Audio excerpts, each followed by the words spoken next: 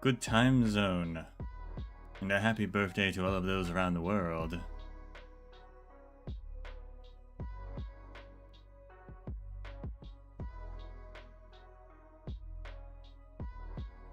Day 2 for Exodus from the Pale Sea.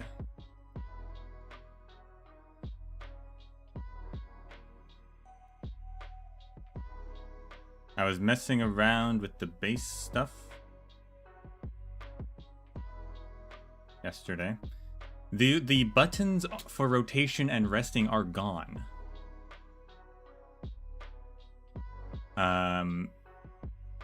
I checked the Arknights Discord and a few other people mentioned it, but no conclusive take on what that means. Maybe it's a bug, I don't know. But if you go into the management screen, there are buttons there, so it's not a huge loss, but it's slightly more inconvenient. But they did add the ability to lock operators in the dormitory, which is very good. Because I wasn't using the rest one for a while because it kept it would swap out all of them, and I'm like, well, my people who are there to boost everyone else, I don't want them to move, but that's not a problem anymore, at least.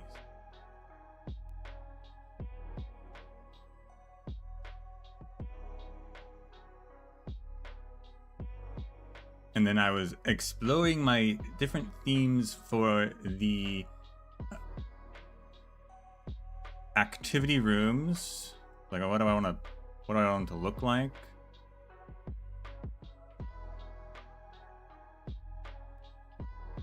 And I came across 2 themes.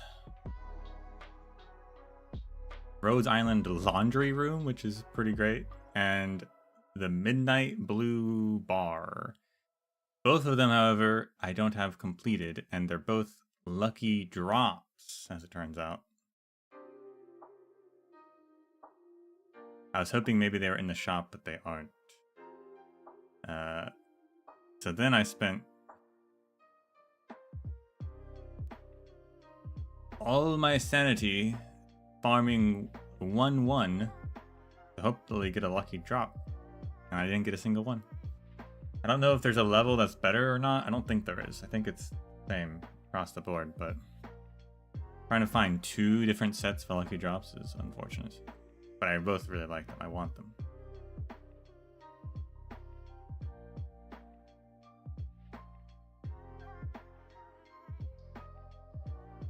That's my life now. I'm just gonna try and get those.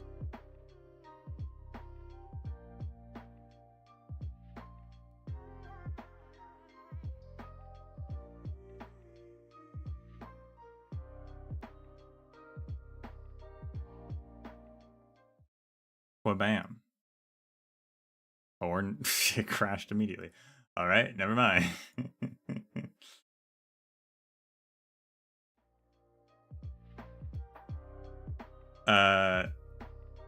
I also noticed that they updated the appearance of some of the rooms, like the training room. It looks really good.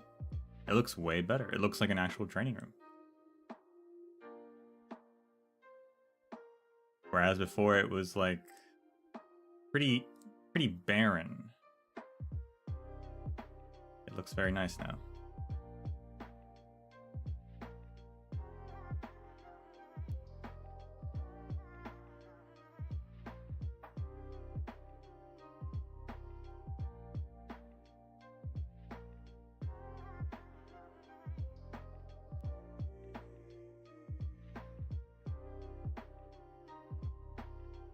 A lot of neat little updates they were doing for the base. That's for sure.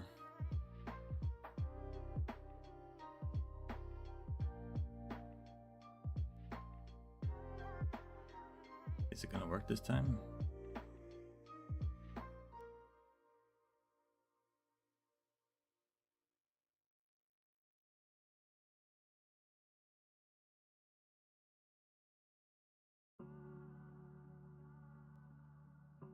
Yes. Wabam.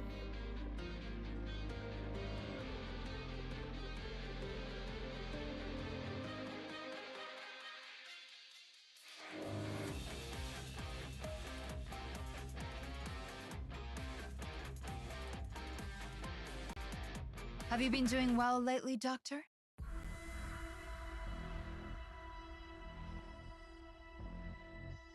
Official Artworks Volume 2, selling fast. I don't remember Volume 1. Is this the concept art for the outfits and stuff? Because I actually thought those were pretty cool, but I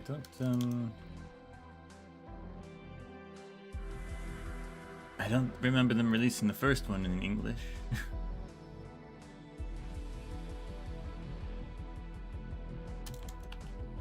Guess I missed it.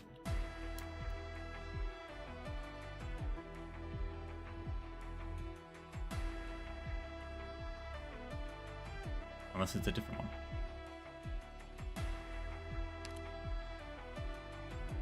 Compensation email. Cool. Point of order, I unlocked Viviana's module. It was kind of annoying, to be honest. Trying to find a level that had a decent amount of elite enemies that I could farm easily took a while. I just kept choosing really annoying levels, and I was like, I don't want to do this one.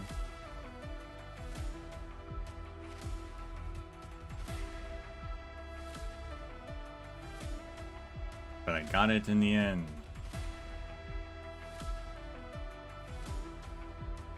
Him in 8 was good. I'm gonna try that one.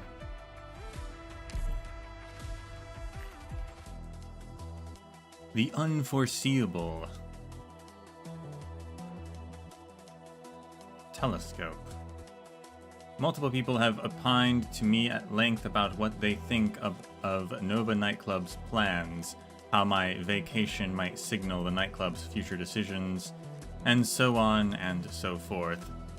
Still, as the Grand Night territory and its ghastly white glowing metal walls fade beyond the horizon, all those speculations lost their meaning.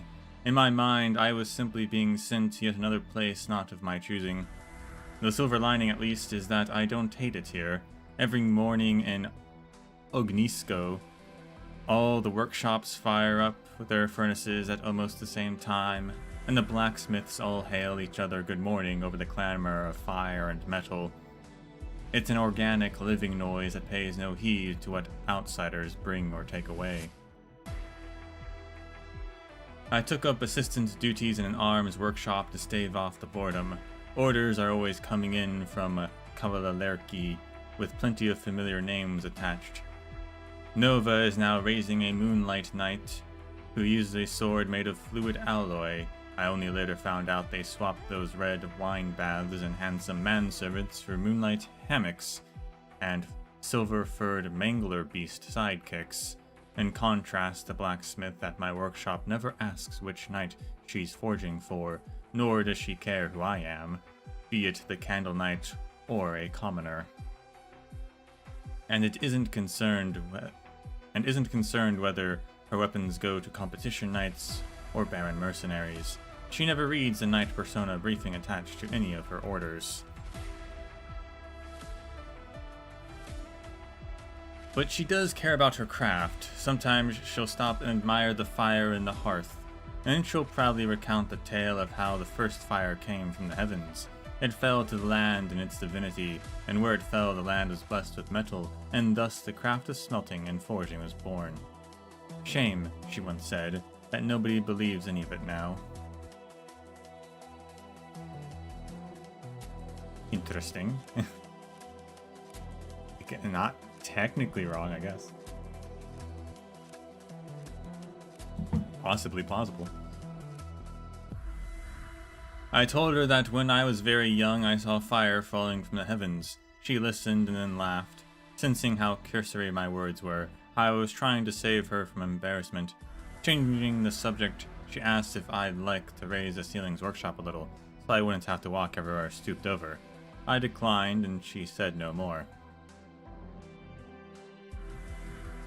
As if by coincidence, on my second day, a radio program came on with an astronomical report, forecasting a meteor over Ognisko. After all the furnaces in town went out that night, the blacksmith and I stood by the workshop door and saw blue ripples across the sky. According to an old folk song, those are made as the meteors stir the star pod, though this meteor remained hidden behind the hills. I was about to say, how do meteors get through the star pod? That's interesting. I guess it's semi-permeable or something. The blacksmith's eyes were all aglow, her feet set in motion as if to chase that blazing light. After running some distance, she turned to look back at me. "Aren't you coming?" "I'm fine watching from here. The ripples its tail leaves in the sky are beautiful too." I did lie in a way when I told her I'd seen fire falling to the ground as a child. It was a true meteor across Sturmland's skies, but only the window of the wrong side was opened in my room. I didn't want to wake father and beg him to take me outside. I never saw a meteor that evening, and so instead I clutched my ice-cold binoculars and told myself, "It's fine. The ripples its tail leaves in the sky are beautiful too." And no, I was never in denial about just how achingly stunning the blazing glint of the meteor itself could be. I just never spoke of it. Just as every time I light a candle, I see only the shadow beneath it. The blacksmith vanished into the night. I looked all around and saw the burden beast tethered by the workshop door. In all of the night novels, Coranta knights would cross entire prairies on their own 2 feet, never in need of a steed. But I am no Coranta, and right now, no knight either. This thought crossed my mind as I mounted the burden beast and rode off, chasing where the meteor had vanished. Interesting. I wonder, is that between her arriving, I guess, to, like, Tanya? She had a stint as a blacksmith apprentice, question mark?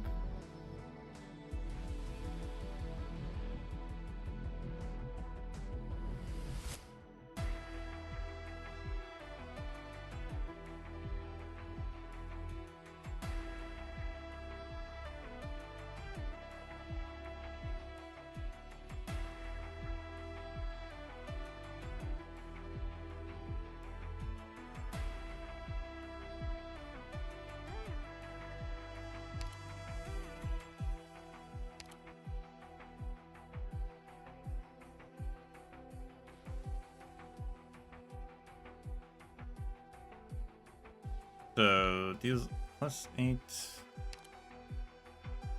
And arch damage takes -8% physical, and deals an additional 9% as burn damage. I assume we probably just want to maximize burn damage and get to level 3.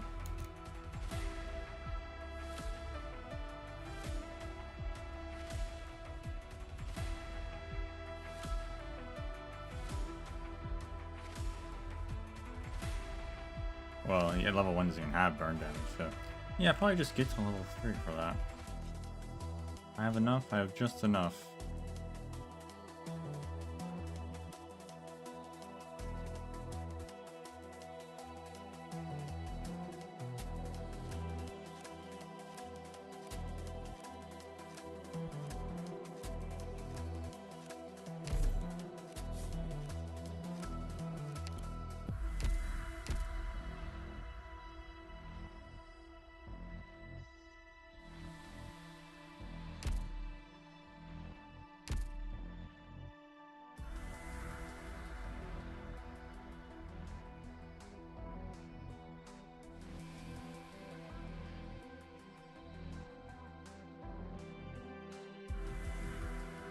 All right.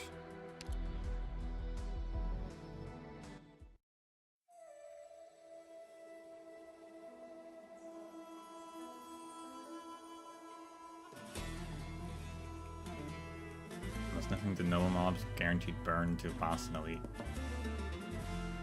Well, that's the point. She's a boss killer.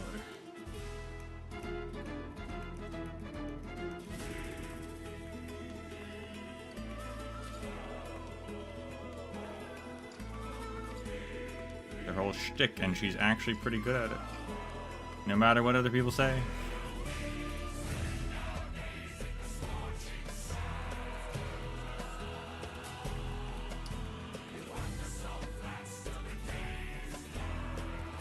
So last time, thorns. Real name Isidro. Is traveling Iberia.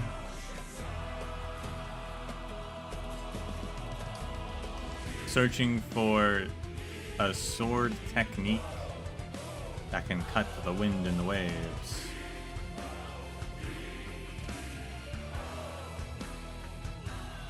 I don't think people talk bad about her. I see people talk bad about her every day of my life.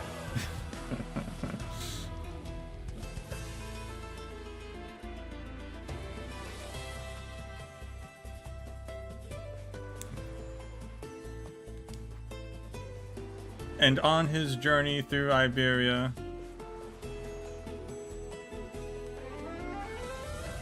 he's arrived into the Pale Sea region, which is a large salt flat.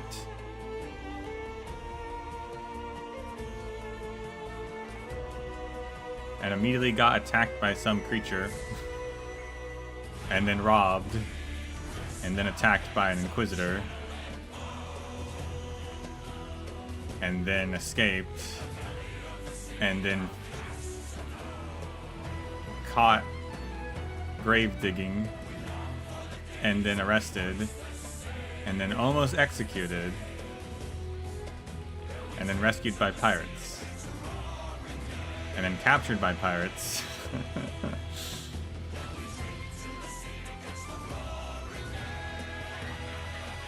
He's not having a good day.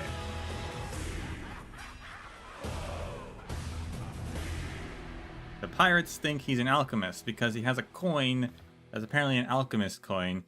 He knew an alchemist apparently named Alice.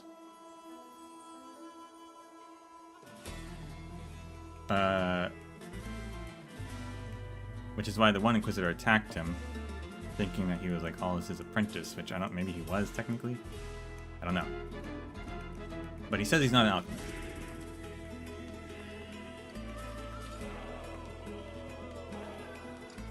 Of course, his new class is alchemist, so I guess he's lying. I don't know.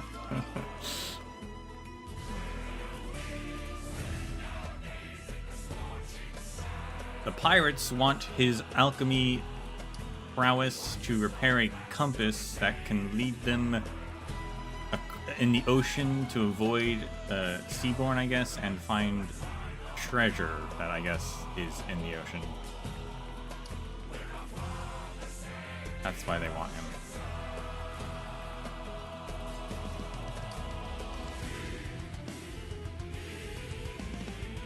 That's what happened last time.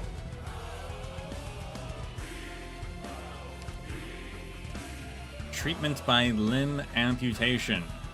Don't worry about your injured leg. It won't hurt out in the flat. Only the survivor feels pain.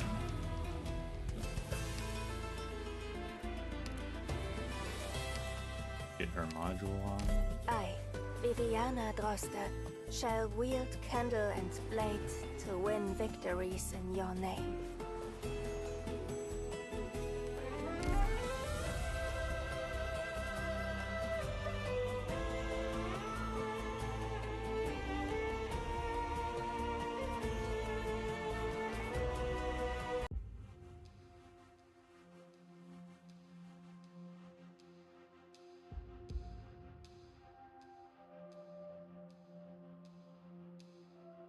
You're always looking out to sea when you're alone. When I was but a wee babe, you'd pick me up, point out into the distance, and tell me that if I kept going that a ways, I'd see an ocean bluer than the sky above. That was 50 years ago. There's things that happened 100 years ago you still haven't forgotten, Senora. Oh my little Perlita.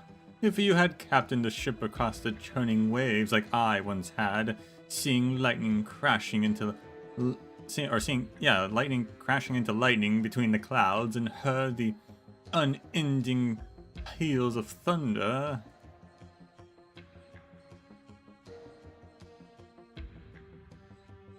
You'd never forget a moment of it your entire life either. Perlita is a volcanic glass.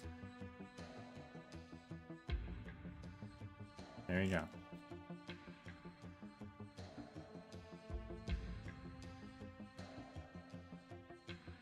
I'm mighty curious, though. What's this sea the old folks keep going on about really like? I've lived in this flat my whole life, so I don't get it all at all, no matter how much I rack my brains. I wonder how old Juana is, because she's apparently, like, yeah, I guess was sailing ships from before the profound silence, so... Doesn't that make her super old? I don't remember quite when the profound silence was, but I can't imagine it was less than a century ago.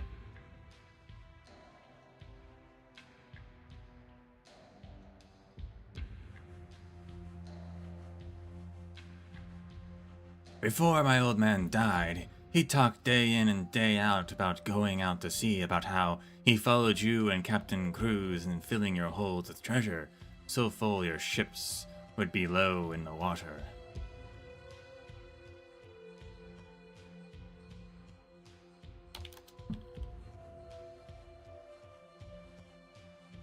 And 38? Okay, that's not as old. That's more reasonable.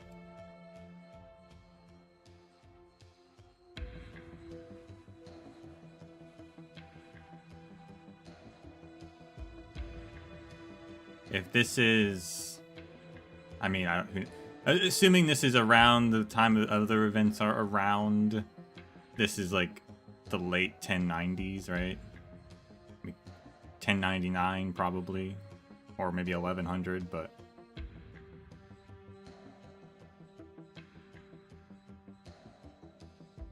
so Juana's like, what? If she was sailing ships, she's like 70 years old, maybe? 80 years old? I don't know.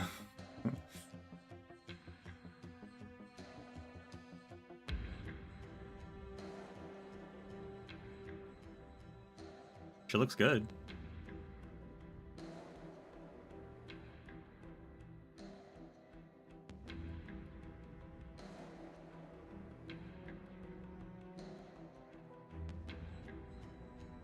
So full your ship would be low in the water. Your father was the nimblest topman I'd ever seen. He'd climb masts like he was going for a stroll in a garden. Shame there's not many sailors left who've actually seen the sea for themselves. And that's my biggest worry, Senora. Even with the compass leading the way, we lack seasoned sailors. When it comes to the sea, Perlita, we are all reckless, ignorant children. Yeah, nowadays it's starting to feel like even heading out into the flat's more trouble than it's worth. A little foul beast told me there's a particularly astounding fellow has come to Aron, in the process cut off nearly all of our trade routes. Have they finally decided to take us seriously? I managed to sniff out all the sites we used to contact the caravans, like some kind of beck beast. Few days ago, the useless bastard in town couldn't even spot our footprints. Oh, stealing the compass out from under the noses of a massive garrison. To the Inquisition, it might as well have been both humiliation and provocation. They'll do whatever they can to find us. It won't be easy.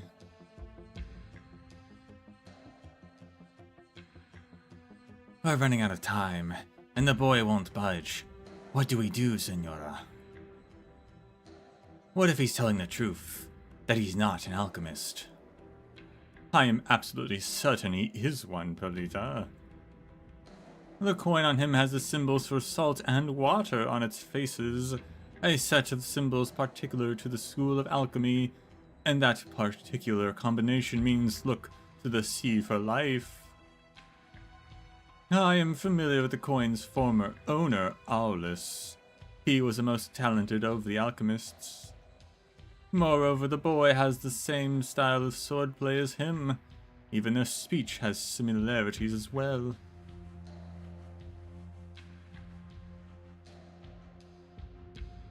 Even if they knew each other, that doesn't mean he's taught him anything. The coin could have been a gift. No, if Aulus gave that to someone, it can only mean he had unusually high expectations for him.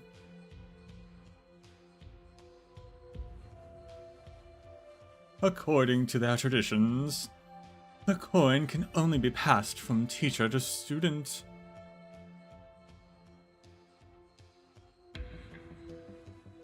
So why won't he admit it then? That puzzles me as well. I've already made perfectly clear he has nothing to fear if he cooperates. Maybe he's not an alchemist.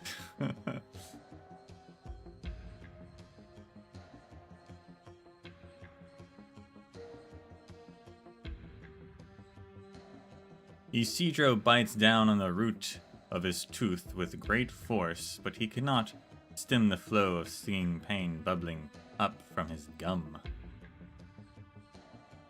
Before him, a former classmate's corpse lies under the foot of his mentor. The corpse's long, cold limbs are lined with azure mucus that makes him a wretch. Through the tears in his eyes, a gentle voice like flowing water pierces the depths of his heart.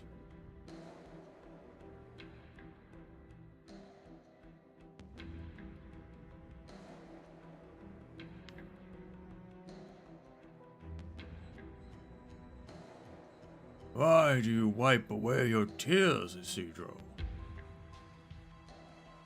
You killed him. The sea and the land are as one.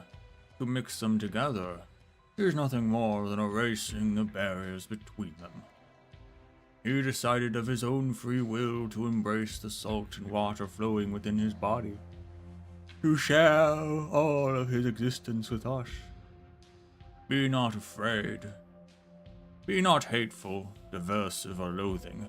Shut not the windows, bar not the doors, and close not your heart. We no longer shall there be polluted blood or shameful pain. There will come a day when all will give their all to each other. Suddenly the corpse on the floor jerks like a fin out of water, letting out a gurgle of what sounds like grief before falling flat once more. Isidro watches the corpse's eyelids slowly lift, revealing the eyes of some unfamiliar creature. Its lips open wide, and a voice, human yet inhuman, warbles out. You are the same as me. No.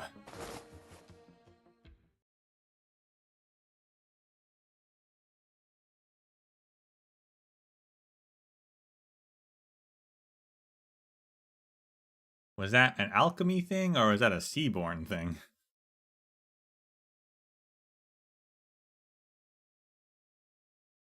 I will never be like you. I won't. Yeah. Map. Flops about. Flaps fins together. Ew. Nibbles ferociously. Ow, what are you doing? Nene twists around his leg, trying to use its rotund body to cover his foot. A variety of sounds leak into the shed from his surroundings, some weeping, some arguing, but mostly cursing. Isidro hopes that they aren't cursing at him. Wait, he freezes in place as the gears in his subconscious mind begin to turn. He sticks out his head, no guard outside the door. How unusual.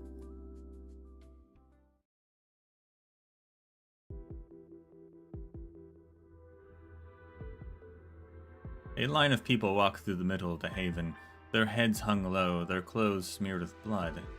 Those at the back of the line are dragging planks behind them, with people sporting heinous wounds lying atop them. The wounds are so deep their bones are visible. Oh, bandaged with only rags.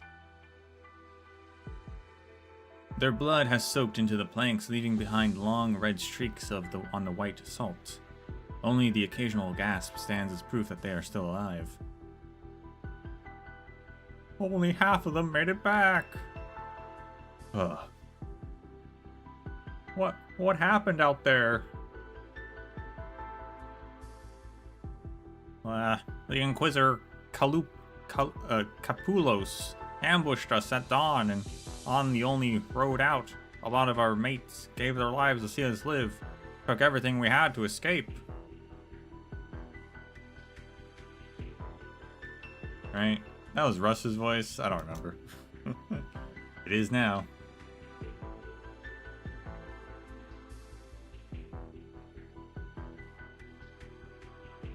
Capulos.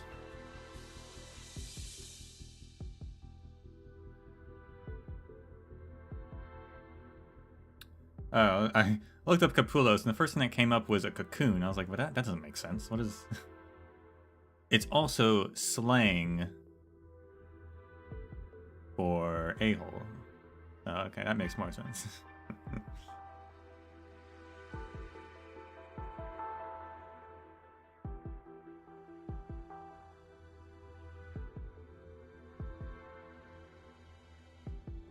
The townsfolk don't have salt ships. How'd they get deep into the flat to even find you? Who knows? They're like ghosts. Like, they don't feel pain. They don't even fall down if you cut them open. They just get right back to attacking you instead.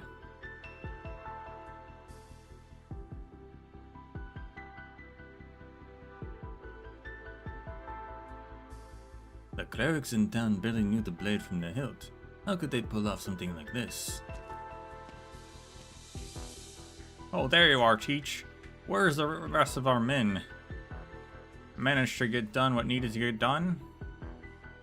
I also was thinking, like, I don't know if her name is Teach, as in the English word, like, teacher, or if it's a Spanish word, a Spanish name, or something pronounced differently. I don't know. But I was thinking about that.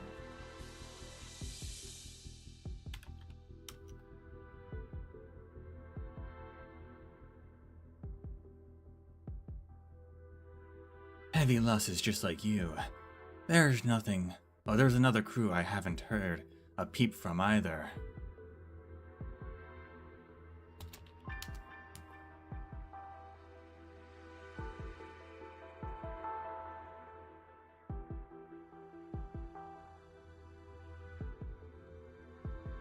If this goes on, we won't even have enough man to continue salvaging.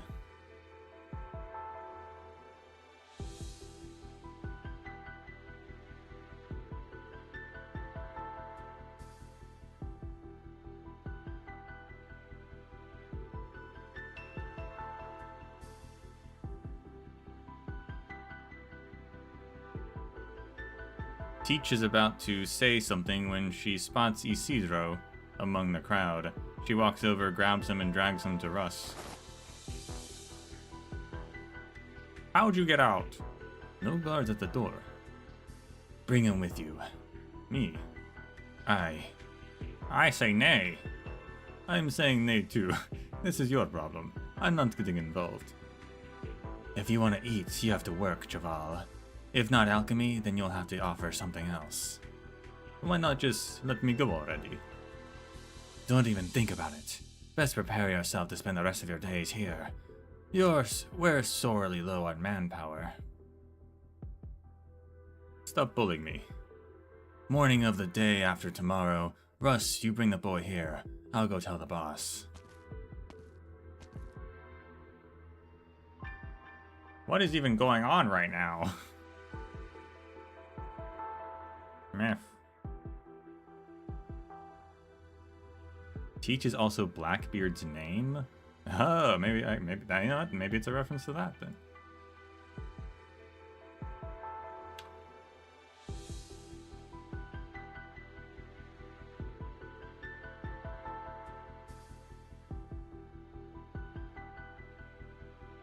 You want to come along too?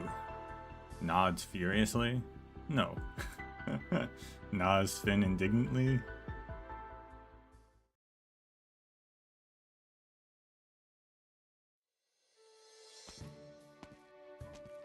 It is weedy, wow.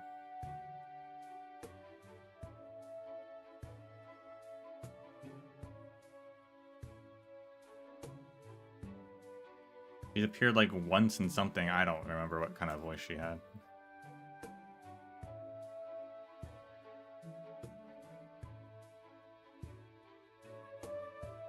Put down the luggage here, Leaf. And it's our boy Alicia. Wait up, Weedy. I don't understand. Why did you bring so much stuff with you? I don't even remember her in a story. She appeared in like an op record or something at one point.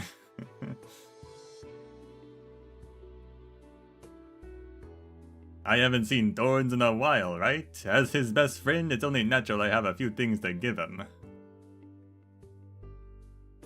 You couldn't save Leaf carrying them. Why bother when this is barely any... He's so... at least he was dressed so casually. Mierda, the box broke open. Help tidy this stuff up, Leaf. What a big bag. Cleanser, lotion. Oh, that's heavy. Why so many skincare products? How else am I supposed to protect myself from this scorching sun? I'm not having a repeat of the tragedy from my last holiday.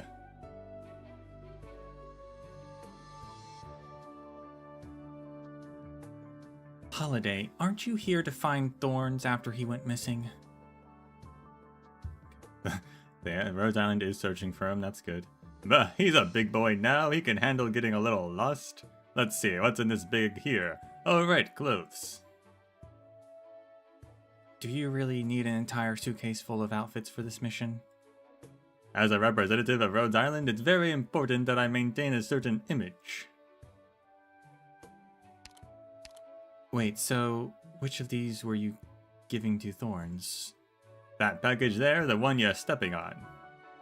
Sunscreen, waterproof, cooling, whitening. Does he really need any of this? What kind of friend would I be if I let him burn to a crisp? Well, you know him better than so, if you say so. Hey, careful with those. Watch what you're throwing. Someone's coming. We shouldn't block the street.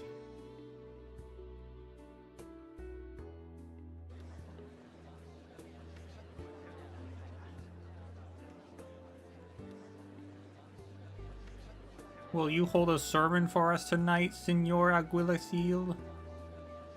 Also, I must thank you. My wife used to sneak into the kitchen every night to eat the grain we had stored away, while keeping to the teachings against gluttony by day. But ever since hearing you preach, she hasn't sinned even once. Your teachings have cleansed her soul, and for that I am grateful beyond words. I merely... That's not too rough. I merely shared everything. I merely shared with everyone all my worldly possessions. You are far too humble, Senor. Senor Alguacil, please allow me to hold your hand.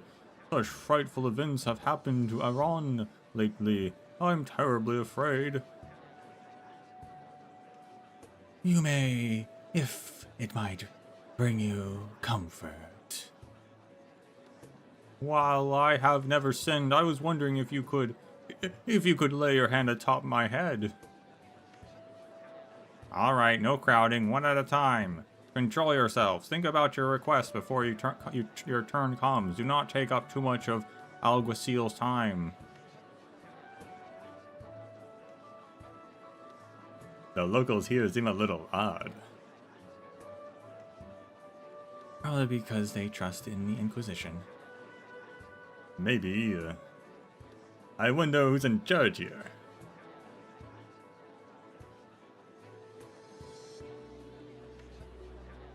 May I help the two of you? Oh, that would be amazing. What should we call you, amigo? Anastasio is my name.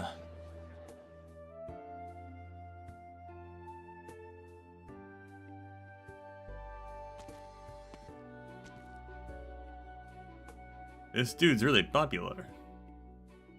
That's for sure. Everyone who sees him stops to greet him.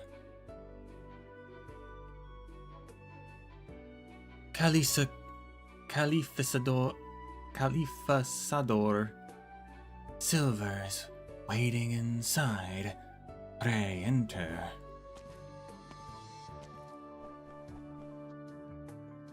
Ah, the burden of those cursed with charm. I know it all too well, amigo. Pardon? Is this man your...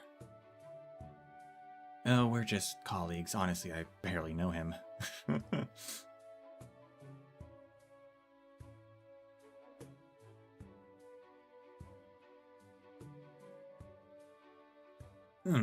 I'm afraid we do not have what we need to hold a proper reception for you, my guests. The town granary was recently burned down by bandits, so I'm afraid we're all a bit hungry before the next caravan arrives. Don't worry about it, we brought our own food. I'm truly sorry for this. I believe we have yet to formally introduce ourselves. This is Field Operator Elysium, and I'm Engineering Operator Weedy, both from Rhode Island Pharmaceutical. You're an engineer, then? Yes, I am. Are you familiar with the mechanics behind wind-powered light land ships?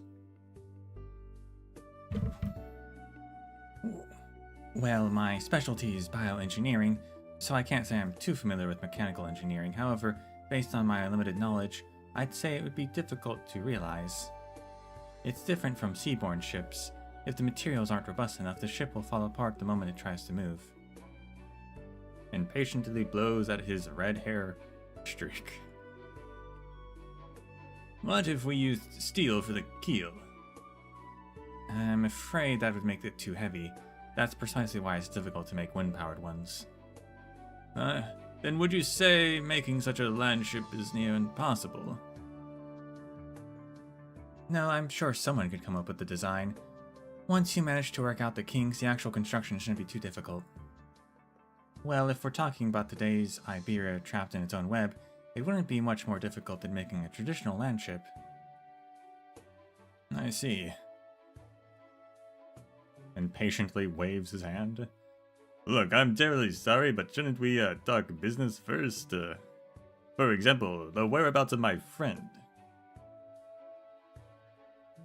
Dios mío, forgive me. I got carried away.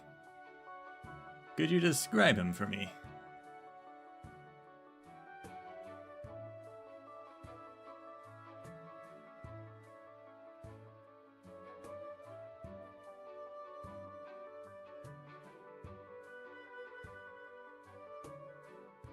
That's crazy. There's no way. There's no way he'd do something like that. Calm down, Senor Elysium. I am simply stating the facts.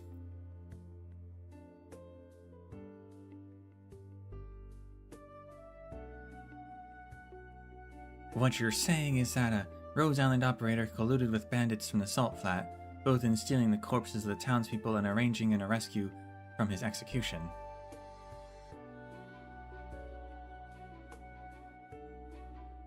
He never mentioned Rose Island during the interrogation. Was there an interrogation? But his crimes are real. There must be some sort of misunderstanding here.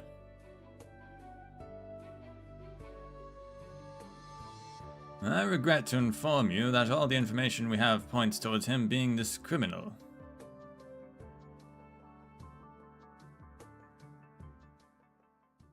Yeah, did we mention that Doctor died and lost all the food? Yeah.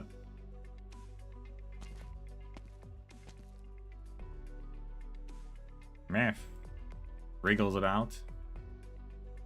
I said stop following me already. Show Nene a little more respect, Cheval. I'm treating it the way I would treat any of you. Which clearly isn't respectful enough. Nene is far more useful than you are. I thought it was your emergency rations. It's practically the boss's heart and soul. Who dare harm a scale on its head? Besides, it's got far sharper senses than us out in the flat. How else are we supposed to find anything under all the salt? What are you looking for? Ah, what else? Relics of the Golden Age. Sometimes high-tech curios, sometimes luxury items, or whatever else. Good money either way. But doesn't the Inquisition crack down on these sorts of excavations for Golden Age relics? So there's golden. So maybe the salt flat dried up after the profound silence.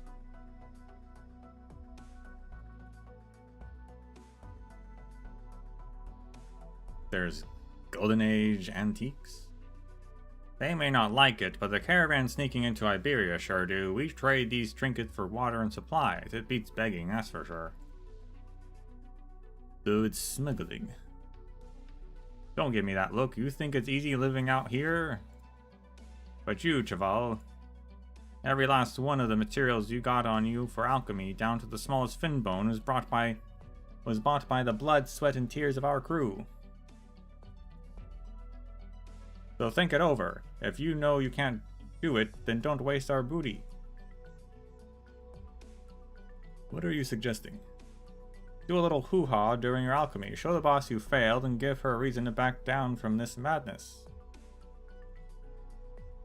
Can't you just, I don't know, let me go? Aye. Also, why not tell her that yourself? Don't want her to think we're against the plan. We respect her. Fear her. Here, well, I suppose she is an amazing fighter.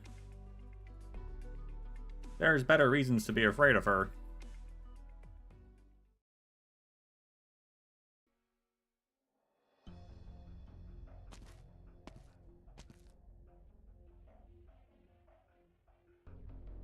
Juana stops in her tracks as though she sensed something in the wind. Looks behind her. She sees no trace of any living creature besides her own footprints left in the desolate salt flat. She breathes a sigh of relief and continues onwards. There is a giant skeleton in front of her, and below it a dark shadow. She steps into the shadow and disappears. Were a lot of big creatures in this, like a lot of big skeletons. So it must have been a really deep, really big body of water.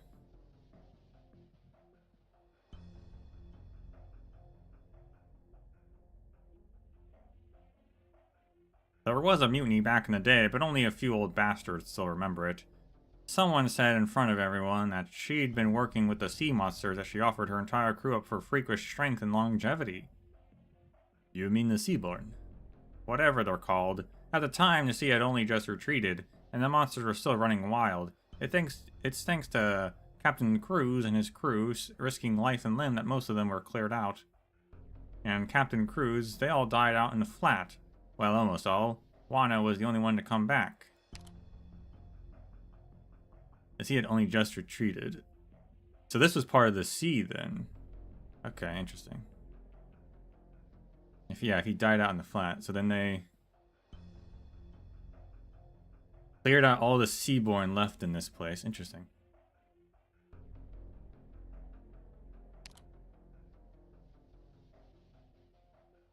And then she died. Oh, and when she did, she took over the entire fleet. Anyone who didn't want to follow her ended up dying one by one, on hunting trips or in Inquisition ambushes. You said that those were just rumors. Even Teach was but a lass when all this went down.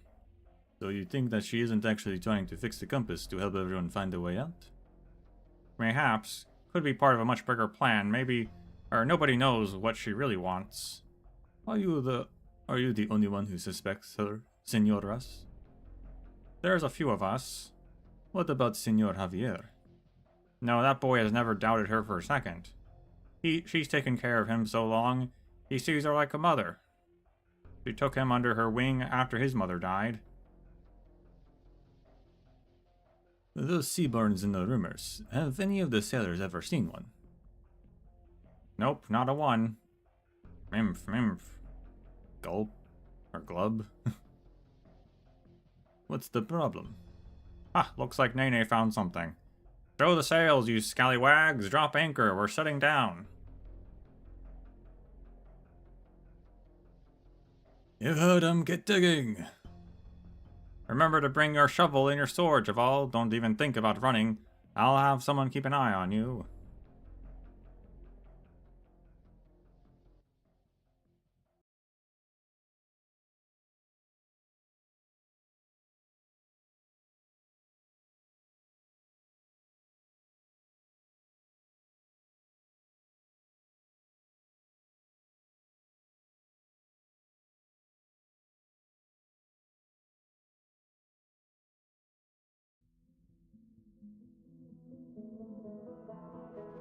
What blocks the way, I will burn through.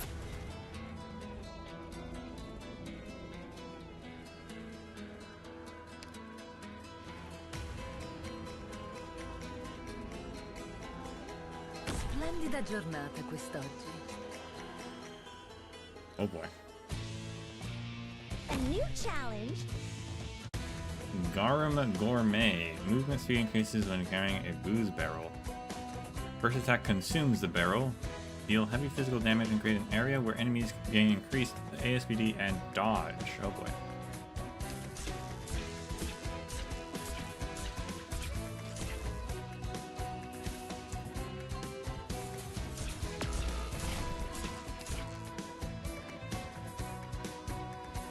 Wow. That is a lot of physical damage.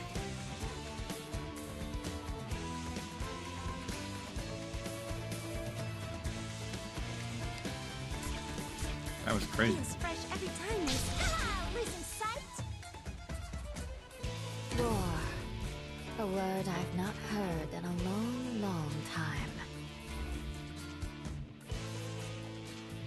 Because that was, If you're It's only willing, level 2. I'll plant you into the soil to grow anew. Losing sight? Don't have anyone who can break past dodging. This is... Oh, it does fade away eventually, though.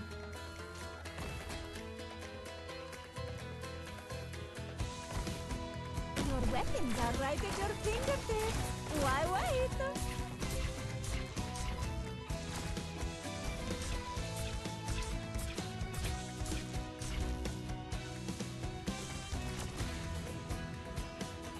Forgot about the AoE there.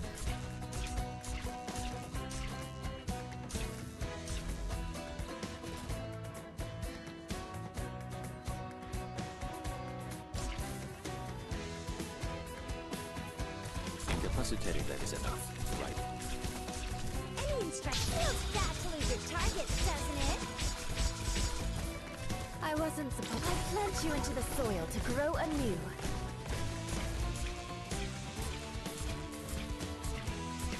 Entendido. Your attacks are all within my calculations.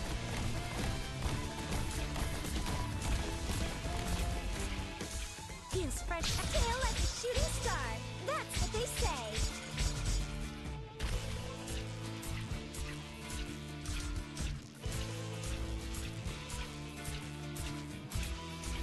Mission accomplished.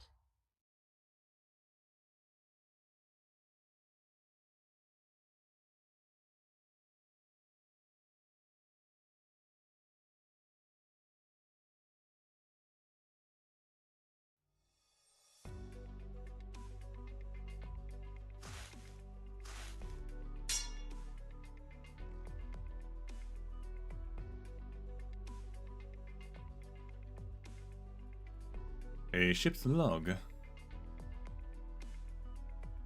You recognize it?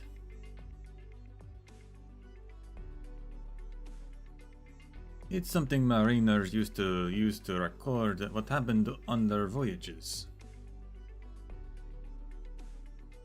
You've seen a lot of this sort of thing? See, my teacher taught me many things. Must have had guts to do that.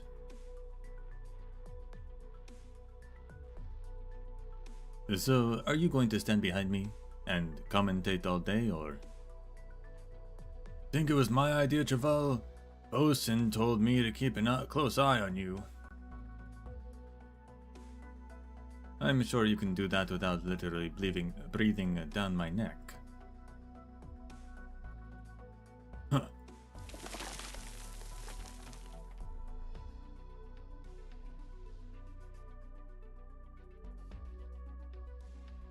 That sound. I know that sound.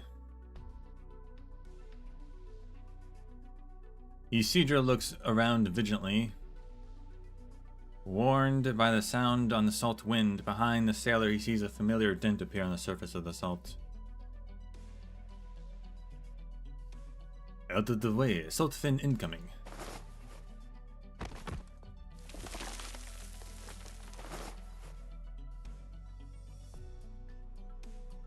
I got fin shit for brains. Map, map. These creatures are. Why are the animals of the salt flats of the pale sea so much more cartoonish than all the other animals?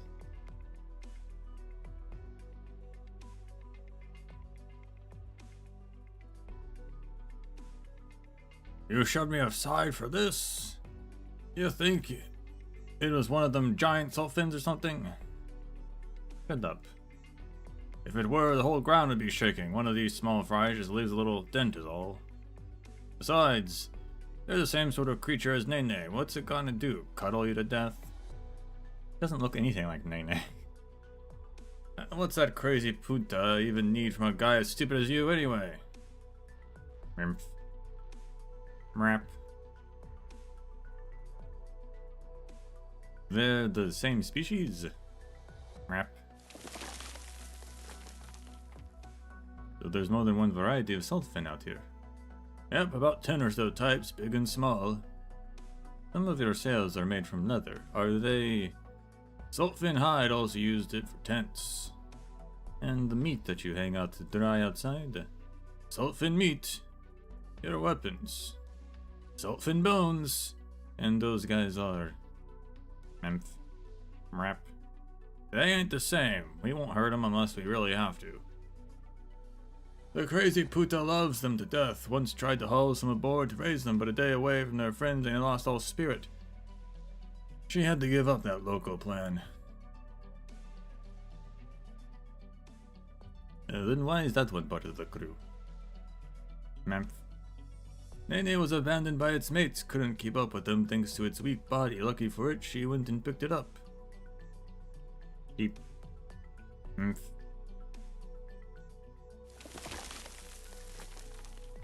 Why do I feel like they're all devolved seaborne creatures after this tide left?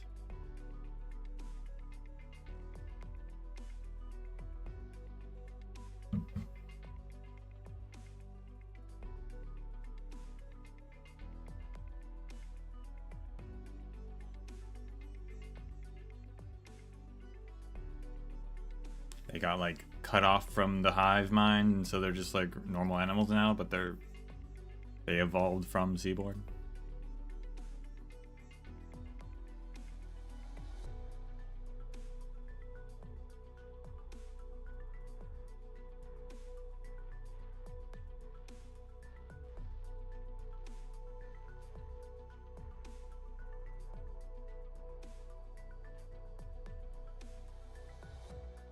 Are they leaving? That's normal. They don't stay in one place for too long. One after the other, the salt fins drill into the salt, speeding off into the distance. Their tracks lace and intertwine, leaving the salt surface looking like a cracked mirror.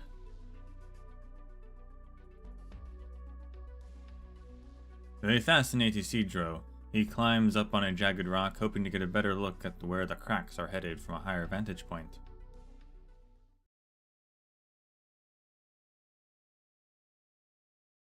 He stands at its peak, and to his surprise he sees an immense gash barreling towards him, swallowing up any salt reefs or skeletons in its path. He realizes that the salt fins weren't leaving, they were fleeing.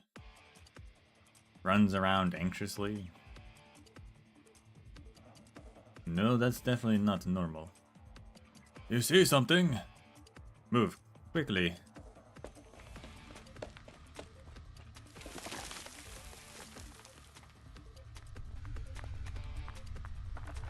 In an instant, the ground splits into a gaping maw, threatening to devour the two as they sprint away. Misc stumbles as he tries to flee, the collapsing earth grabbing at his ankle. He screams in terror.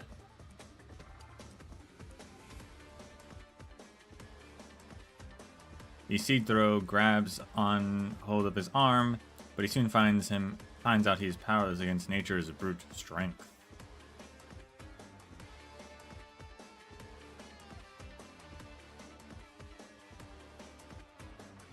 Just as the two are about to be swallowed whole, the collapse miraculously stops. The sailor's lower leg is wedged tight between the jagged earth.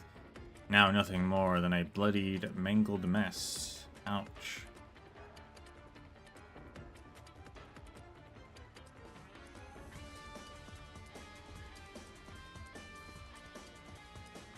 What the hell's going on over here?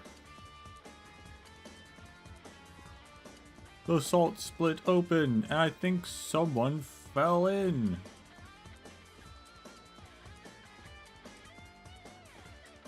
Go have a look then, quick. I'll be going now. Get back here, you Capullo! Don't even think about running. Hey, don't leave me here by myself.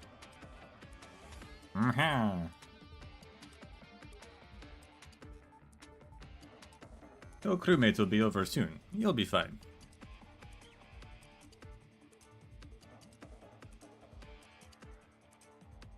Where are you going?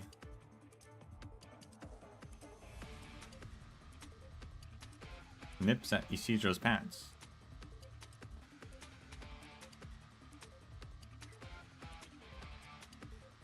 Not sure. Somewhere you can't find me. No, you can't go.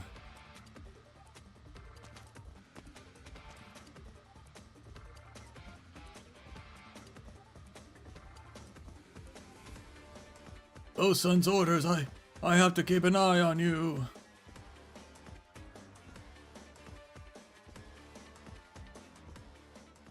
Oh. Glub.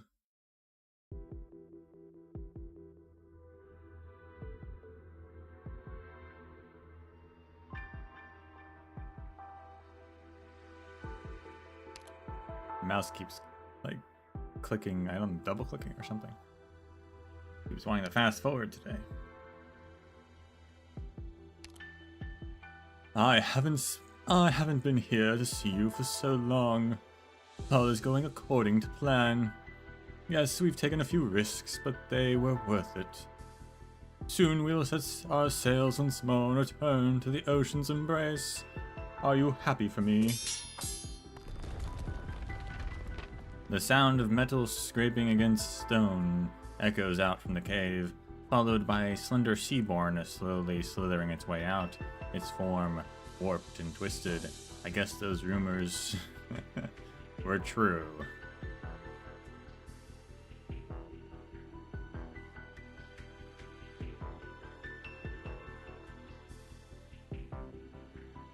Each of its tentacles is wrapped around a weapon. As their points and edges drag across the stone walls, they keen and wail. It slowly approaches the salt fin meat and slowly eats away at it, its eyes fixed on Juana the entire time. She meets its gaze, quietly waiting for the seaborn's reply, but in her heart she knows that it is no more than a beast without a speck of intelligence or humanity.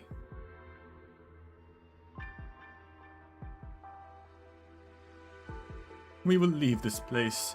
This desert of salt, no matter the price. Juana turns and exits the cave, leaving behind only the seaborn, crashing around like a caged animal now that it has finished its meal. Rock falls from the ceiling until finally it ceases its struggle for a way out, slowly homing down in the darkness.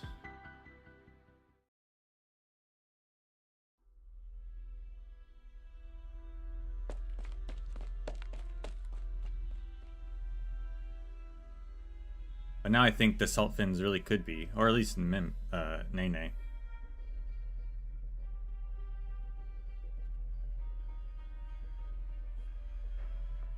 Dios mío, what happened here? Did that boy do this?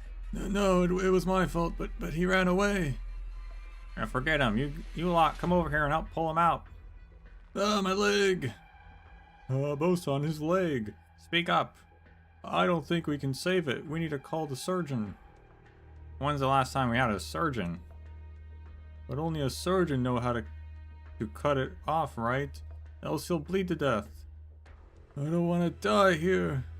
Save me, Bosun, save me. Says it. Sesk. Yeah, Sesk, I'm here, I know what to do. Craval. You live, I guarantee it. Good, get over here. Right down on the hill, it's hard. Ugh. This will sting a little, just bear with it. Gah!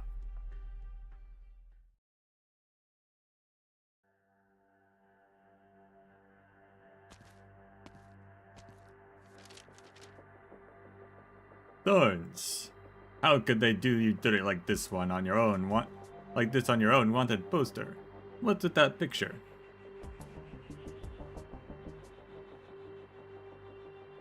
Why are you so quick to concede that it's Thorns now? Weren't you just insisting it was all a mistaken identity? What if those bandits forced him into it? Or maybe he was framed. He's not much of a talker. I can definitely see him putting his foot in his mouth while explaining himself. If he's the upstanding young man you say he is, then surely he's dead by now. Not killed by either the bandits or by the dangers of the Salt Flat. No. What exactly would they do to him? They like to... No, you'd be happier not knowing. We've done all we can to keep away from the town, but they've still managed to abduct some of our best and brightest.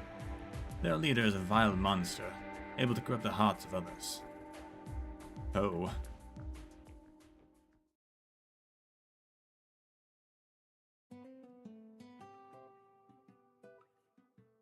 Time to start cooking, Who touched my kitchen? Cautious sniff. That smell, it's coming from the pot over there. Stewed fin hearts, this is Senora Juana's specialty. They went bad ages ago.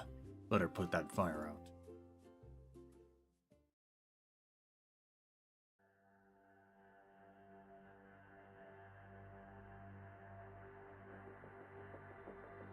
During the profound silence, most of Iran was submerged under the sea. Only this small part atop the hill avoided that grim fate, but it too surely fell to chaos after the harvest failed. Pirates sailed in before the seawater retreated. They claimed they would bring order to Iran, but in truth they only wished to burn, kill, and maim, forcing the townsfolk to surrender to their reign of terror. Everything they saw was put to the torch.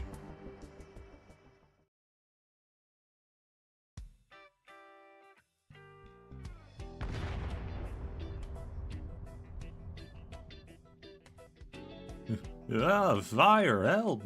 The pot blew up! Mierda. What's there a fire? Why is there a fire here? Javier, you dried out piece of thin shit. How many times have I tell you not to let those useless cockeyed bastards in the kitchen until he gets some glasses? Oh, it was fin oil, sorry, all was blurry to me. Out of my way, dumbass. Where the hell's Javier? Get over here and put out this fire already. Quick, cover it with salt. My clothes, I just sewed up that fin leather coat. Roast fin leather smells pretty good.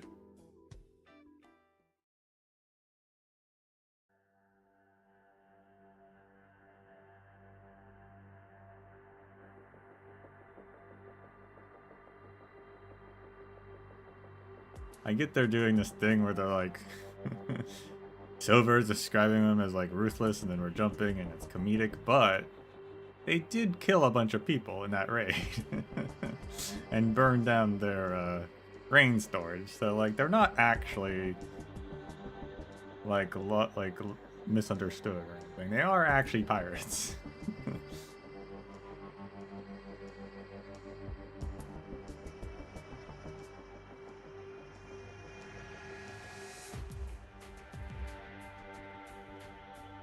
Even if he is lucky enough to be alive, bandits themselves live harsh lives in the wastes. Surely they wouldn't treat their captors well. He's most likely dying of hunger and thirst at this very moment.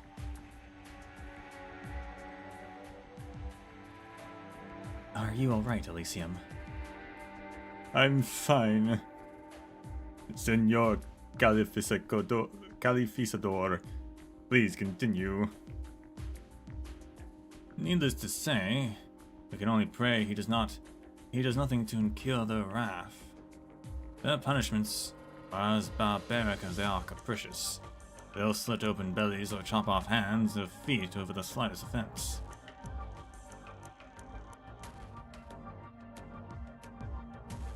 To think they twist the law like that. And also the Inquisition, we're gonna execute him without trial. Slit open bellies or chop off hands and feet, you say?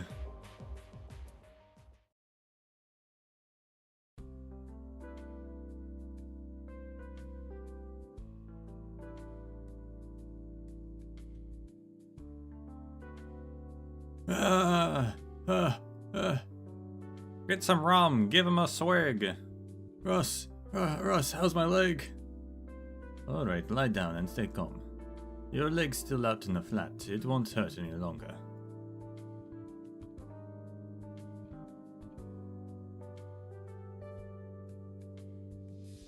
We've been looking after you here. We've been looking after you here, Misc. Don't worry, the surgery was a success. You won't be dying today.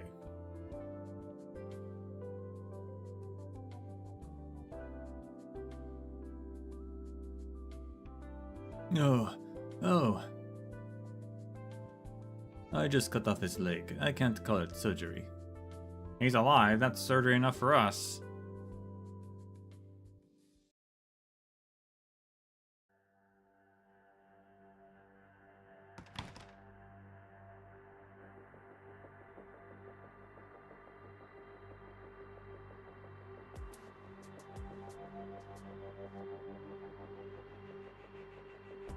Calm down, Elysium.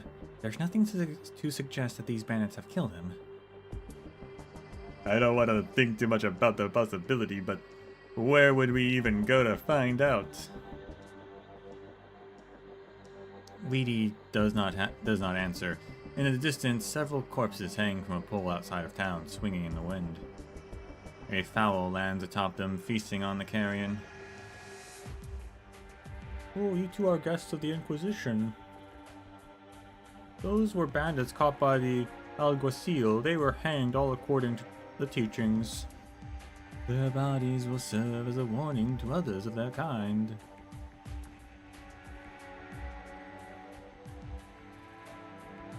Ready to stick with the bandits? Ready to come back looking like a bandit?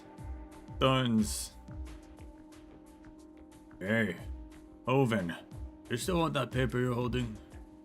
Nah, I don't need it anymore. Here, take it. Gosh, yes. Finally found something to stick my boat together with. Isn't this? What, have you seen him before? Of course I have. I even sheltered him for a night.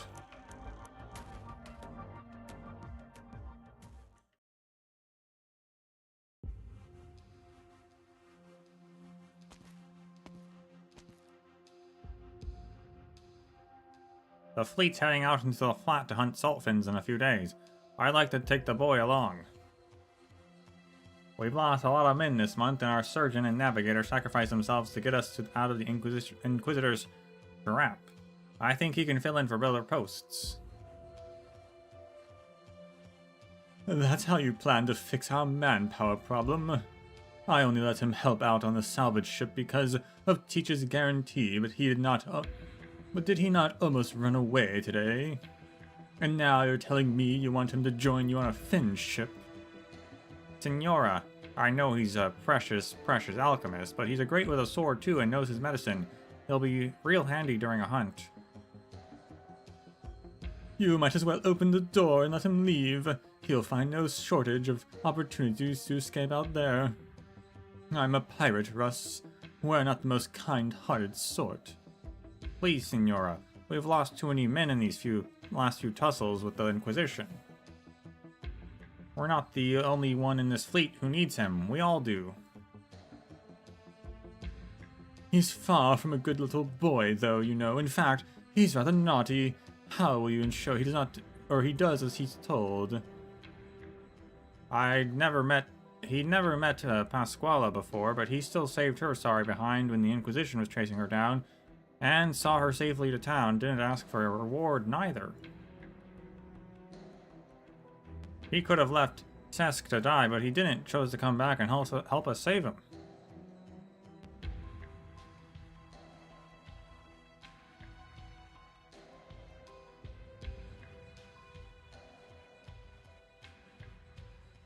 He's a good kid, an honest kid. As long as we show him how much we need him, he won't just sit back and watch us suffer.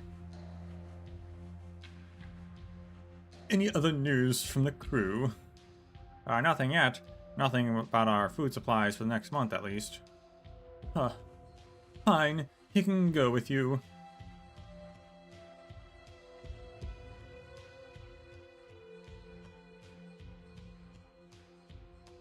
So the boy was your friend, then? Fine young man. Such a shame it happened in the prime of his youth. Alright, and fine. I'm gonna go find him myself. Elysium. Weedy Thorns is definitely out there, waiting for us to save him. Here, a communicator. You stay in town, I'll head out into the Salt Flat. What? If anything happens here, contact me. We'll keep in touch. Take care. Elysium. Wait for me, Thorns, I'm coming! Why you kids never let me finish?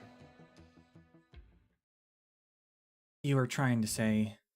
It's a shame a fine young man like that would come back to Iberia just to learn a bit of swordplay. Wouldn't it have been better to live the rest of your days in some other country?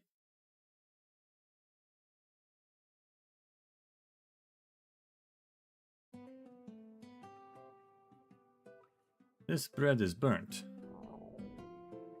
It'd still be edible at least. That bunch of useless pricks. I'll cave their skulls in one day, mark my words. Luckily we didn't lose too much. Choose. Why are you snacking on a lump of charcoal? Because I'm hungry. Toss that out and come with me. You've got a lot to learn before you can join a Finship crew. Finship? What Finship?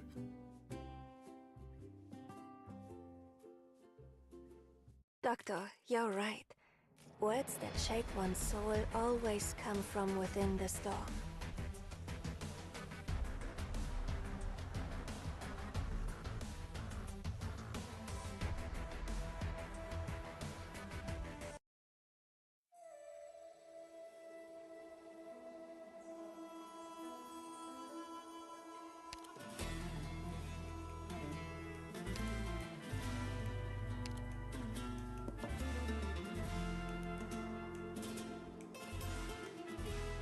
Sailors recommend their favorite things to each other, including saltfin garum. Some sailors take it a little too far, however, and roll their barrels into each other's faces. That barrel just has a hose that he's drinking out of. It's crazy.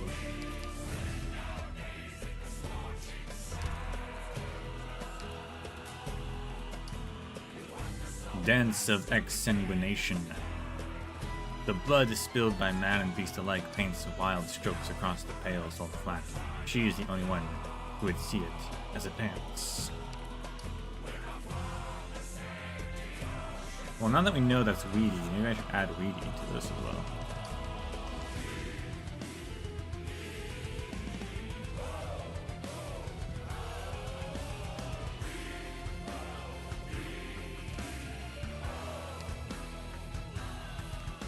And by add weedy, I mean also upgrade weedy, because I've been meaning to do that.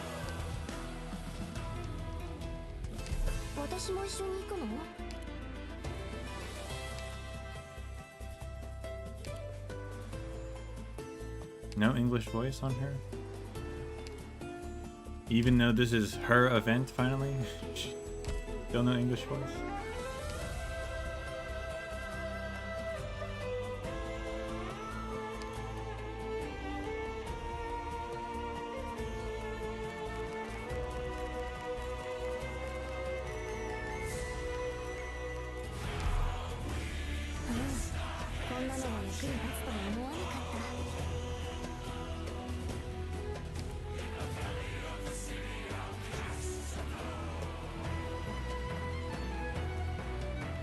I guess I don't have chips. I thought I did, to be honest. I thought I had a lot of specialist chips. Oh well.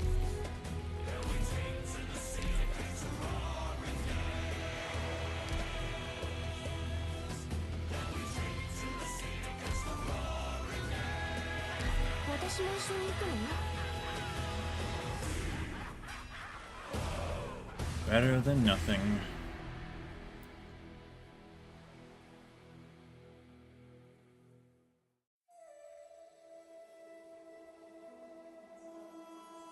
I guess there's also Elysium, but I don't need Elysium at all whatsoever, so I'm not gonna upgrade him. Takes 1 second to make chips now. Did they like boost the speed? I saw that they boosted the tech speed for recruitment stuff. I feel like they could have just added a skip button instead of making the text appear really fast because it looks a little funny. But I'll take it either way.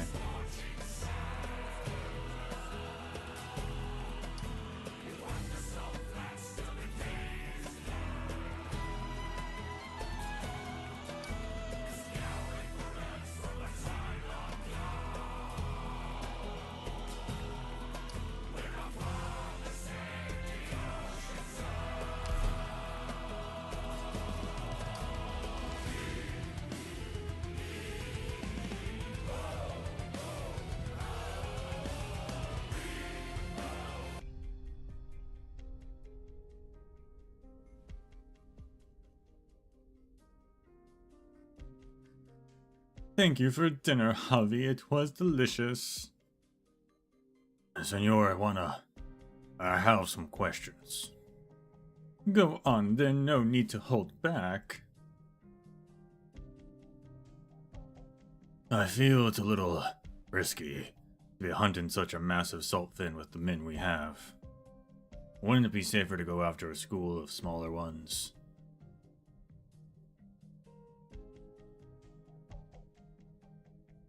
The saltfin schools we've been reeling in have been too small. We need a lot more alchemical materials for what is to come. We already prepared plenty. Still far from enough.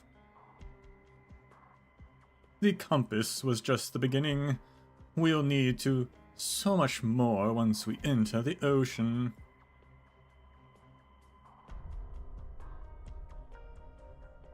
Pause. The last cook said you like to make some crazy decisions. Most of the time it makes our blood run hot with excitement. But other times it makes our blood turn to ice.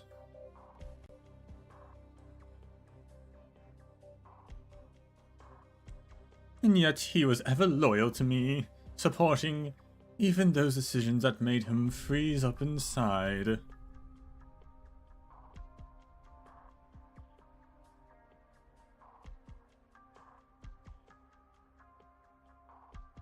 Is that what you expect of me too?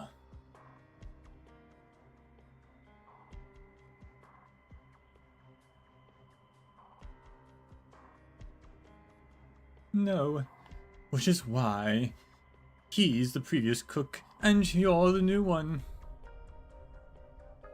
Do you really wish to spend the rest of your life worrying about your next meal?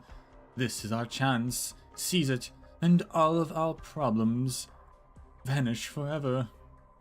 The ocean managed to nurture the entirety of the Golden Age, but our entire fleet can't even compare to your average gang of smugglers. But the salt flat has nurtured us for decades. It hasn't been easy, but you've led us through the years. The flat is too barren for us. And the ocean is too dangerous for us. Think about the townsfolk. They would like nothing more than to be rid of us, and their nets draw ever closer.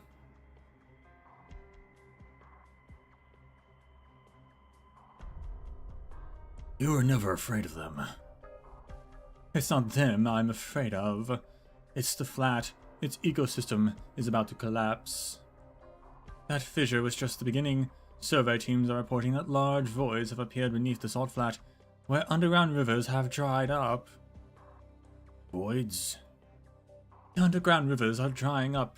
The number of microorganisms has dropped sharply, and with it, the number of salt fins that feed upon them.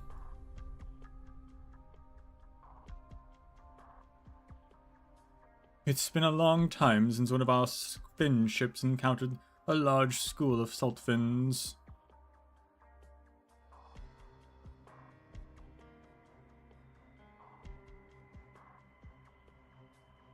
Why didn't you tell us?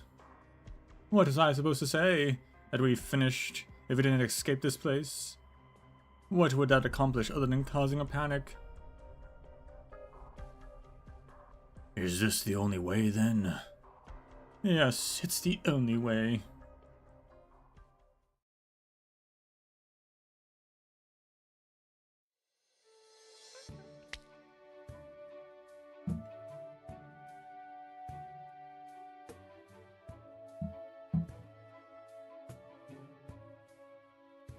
A little to the left, thanks.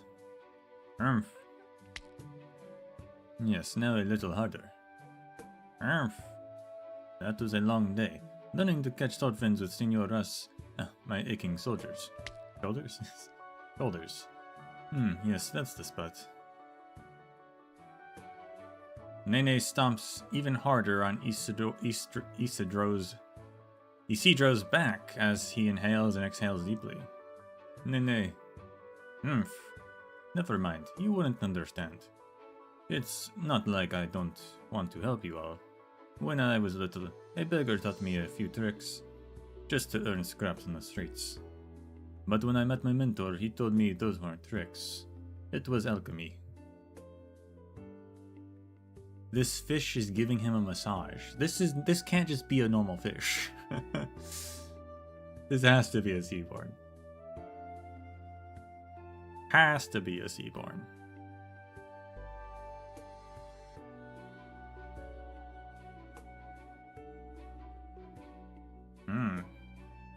I was fascinated by alchemical studies. It earned me praises from my mentor and recognition from my peers. And most importantly, I was no longer the street urchin with nothing but to my name. It was worth doing. I was worth something. That is, until I learned the most fundamental nature of that school of alchemy. Isidro pauses. Nene stops stomping and looks up perplexedly.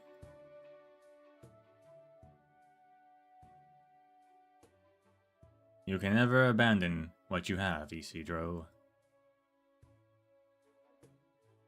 You fear you will go back to having nothing if you fail. Gotta head out. Thanks for stopping by. But the nature of alchemy is to achieve your goal, devoting everything to it, no matter the cost. The stakes, everything, the return, a chance. Why is it that only our alchemy was used to sail the seas? Because the ocean demands such quality.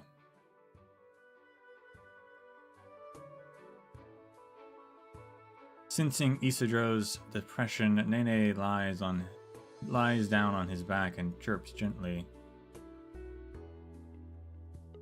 Russ was right. You all just want to live a decent life. Repairing the compass and going to sea, it's not worth the risk. But I'm curious, how exactly is one's compass constructed? The Corozonish inside, does it Truly point towards whatever your heart yearns for. The most, as the stories say.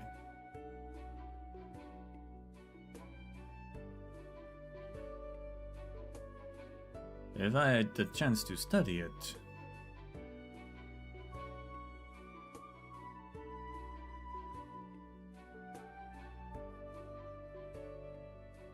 Did you fall asleep?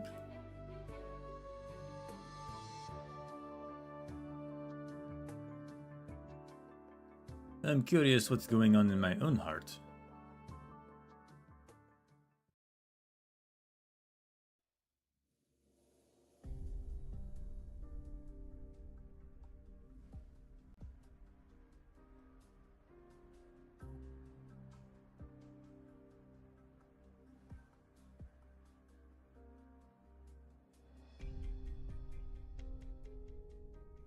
Flowers.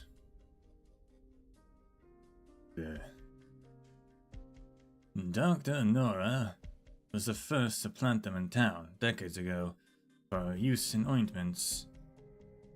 No, I have seen them before in the halls of the Bastion de Zakynthos.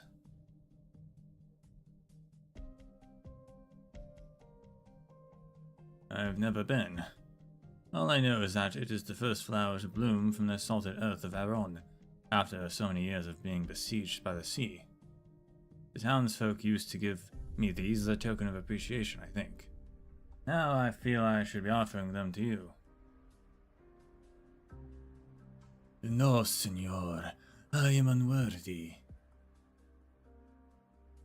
Had you not taken those measures towards the caravans to obtain the proto-burn beast, we could never have gone after those despicable bandits in the salt flat. I did no more than what must be done. Your duty, of course. I believe you mentioned you are after a forbidden relic the bandits have stolen. What sort of relic could it possibly be to bring you all the way to this barren land? A compass. There are thousands of antique compasses from whole Iberia. None like this. This one corrupts the heart. It points towards the user's deepest desires, dredged from the depths of the heart, or so it is said. But those who cast their eyes towards such base desires can never turn back. It drives them to theft, robbery, and murder.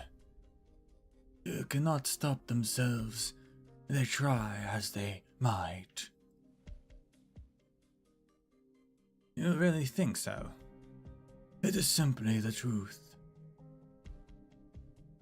Is this what you've been preaching to the townsfolk these past few days?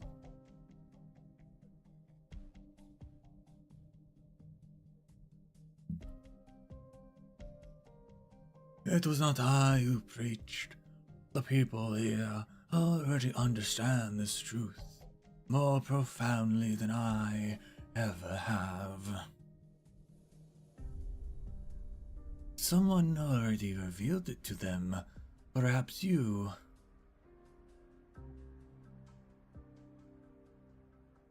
Yes, it was me. It was I who issued these prohibitions.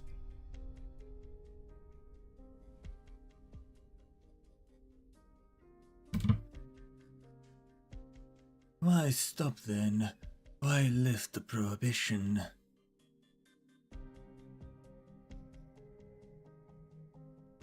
Look at the town. No one here dares touch the new goods and technologies that the caravans bring. No one dare leaves their house after dark. They dare not fill their stomachs even in years of plenty. Every word I used to shackle these poor people has continued to shackle them. They see it differently. Was it not your deeds that helped them lay aside their dreams and laments for wealth and power? Was it not your words that encouraged them to take up the hoe and the scythe? Times have changed, Senor Alguacil. Times never Chains, Senor Calificador. The deepest desires of the heart. Shoulder never be probed. Not by anyone, not anywhere. Never.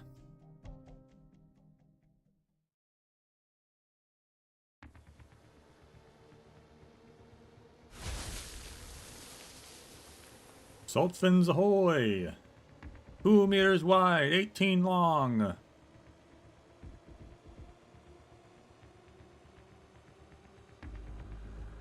Now that's a big one.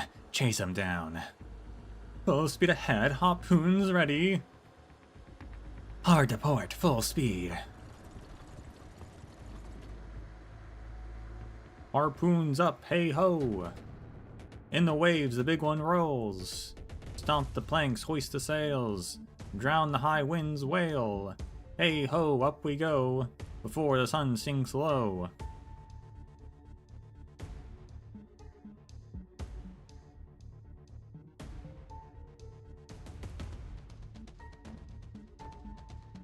Now what you're watching from a corner for, Traval? Oh, nothing.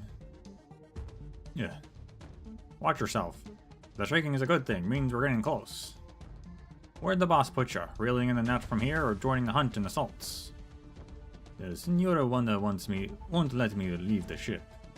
I don't get it. With your sword hand, you'd be way more useful in the hunt. She didn't give me a particular job either. Just told me to do whatever I can. Weird. She's usually so detailed. Maybe those standards are laxer for the new guy.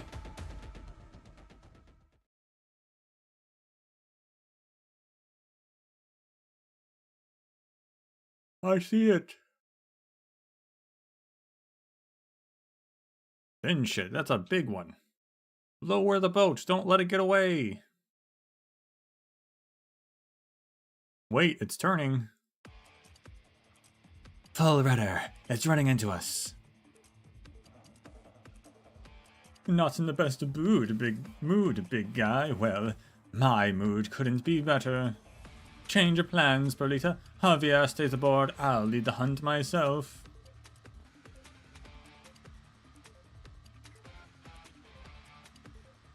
But Senora, you haven't led a hunt in ages. Do as I say. Javier, come back, take the helm. It's too dangerous, Senora. This one's too much for you, Javi. Stay on the ship. I need you to work with me. Then what should I do? See that salt reef in the shape of a tongue? Herd it there with the salt rounds. I'll handle the rest. Aye aye. Full rudder. Hang tight. The salt ship makes a hard turn to starboard, but not quite quickly enough to avoid brushing against the side of the charging salt fin. Cold sweat rolls down everyone's backs at the grating sound, hanging onto a fence for dear life. Isidro looks towards where the sound came from. He sees a massive assault fin swim past the ship, sending stinging salt grains flying across the deck. How could a salt fin grow this big? I thought that the last one was the biggest I've ever seen. No, Travel. I've never even seen one this big. Maitomaru supremacy, okay. Sure, why not? What? We never hunt one this big, not by chance. This is loco. We're in way over our heads. Welcome in, the duckling blessed. Load, aim, fire! Port, broadside fire!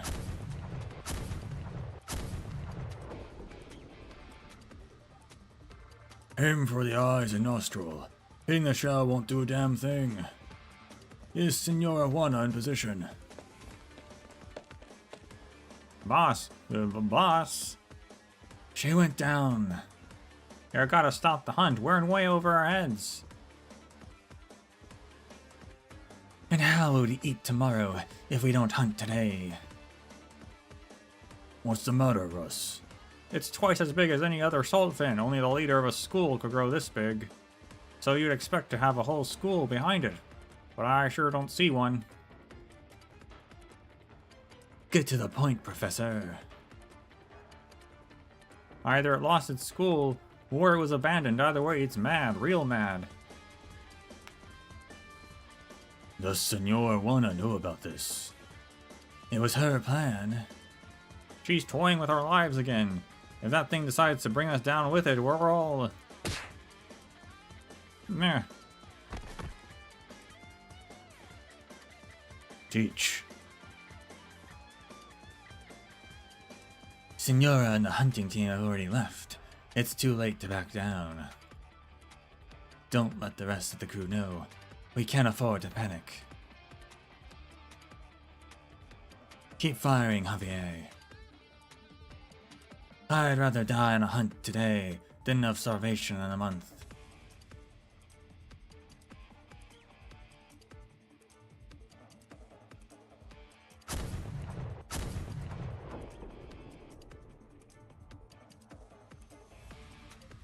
Boss, can we really take on this big guy?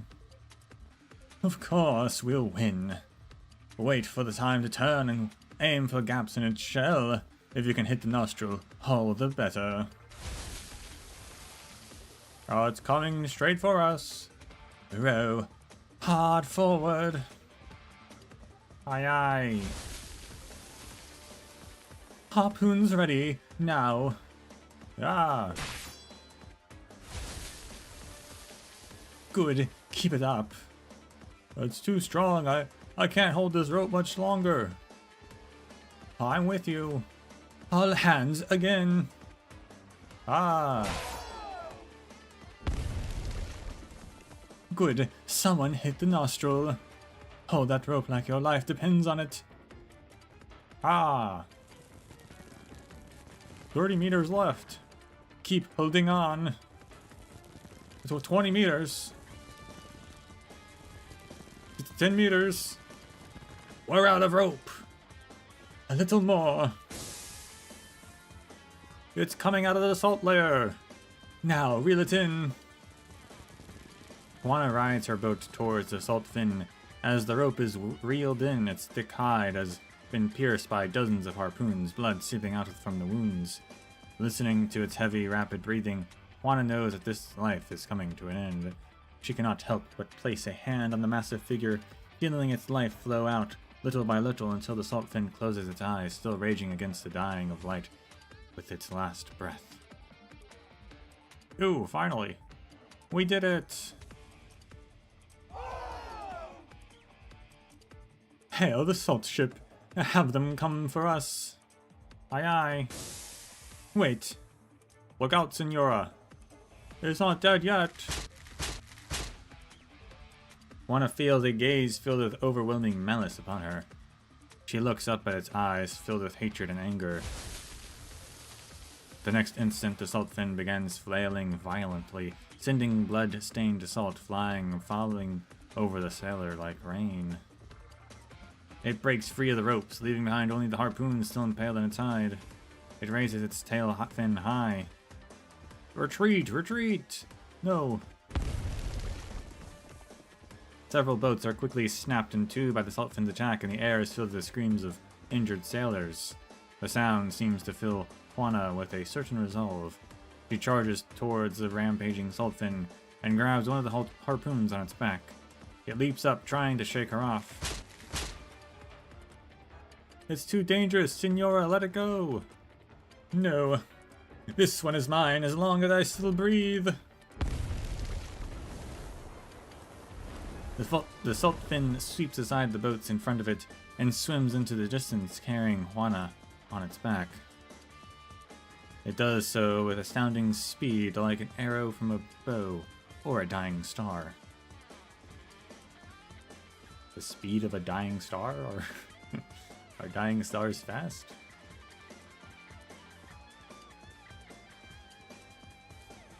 Faster! We have to catch it.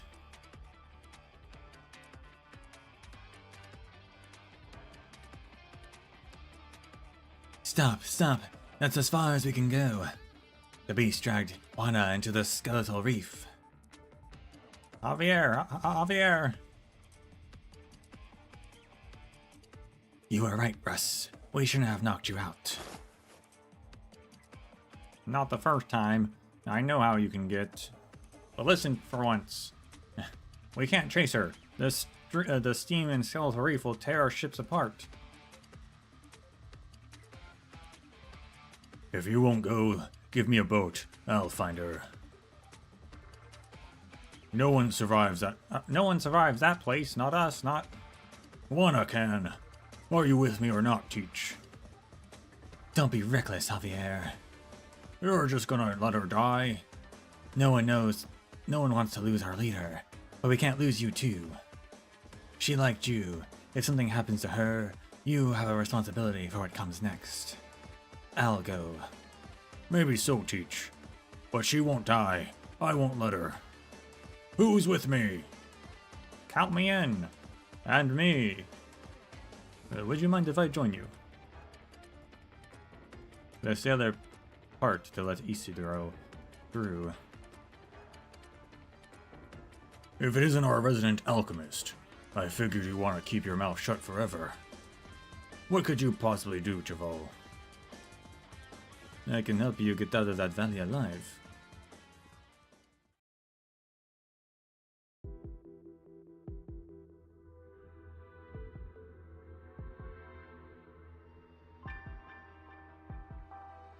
We're ready, Senor Silver. Good. Take them and at my command. Yes, sir.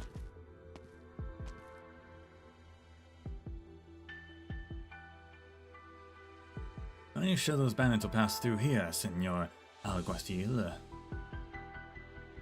Yes. They're short on supplies.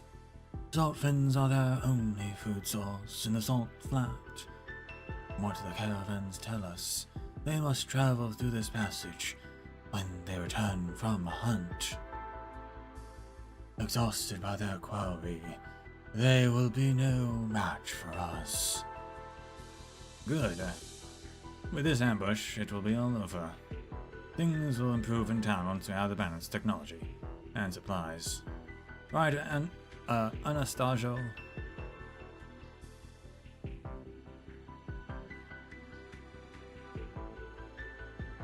Anastasio mutters something, but Silver does not hear it.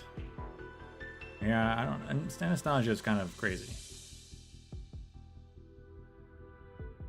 He simply gazes upon the vast salt flash before him, as if seeing the town's prosperous future out there.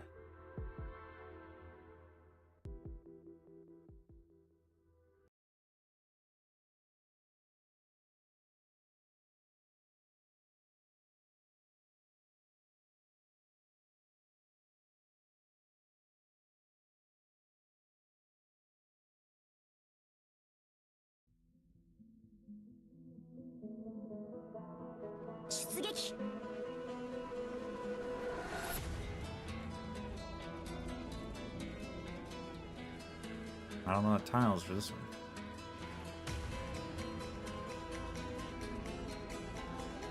Can your eyes keep up?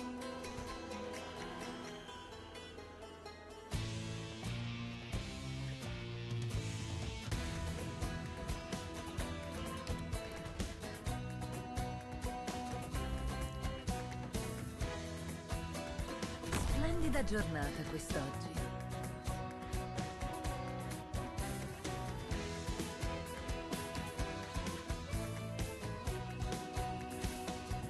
We're fighting fins now. Lucky Fly Fin. Low altitude. After losing low altitude, hovering becomes stunned for a few seconds before taking off again. Altitude increases after taking damage for the first time.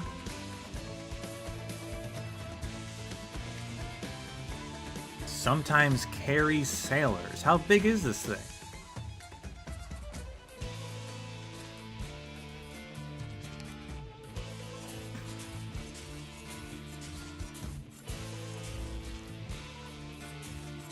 These things are definitely seaborn. My toxicant is ready. Poison kiss. I don't believe for a second they're not related. Your weapons are right at your fingertips. Why wait? Got a problem that needs solving? They Moving really to take off. designated location. Take them.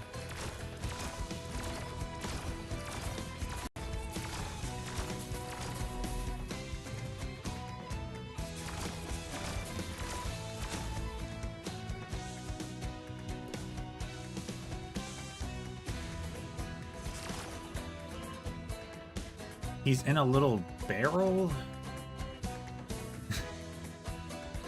What? Are you This is crazy. hallucinating? Hate and resentment have no place, but in a burst of autumn wrath.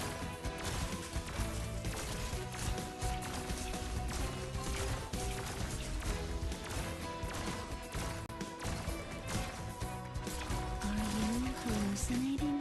Not disappointment, my friend.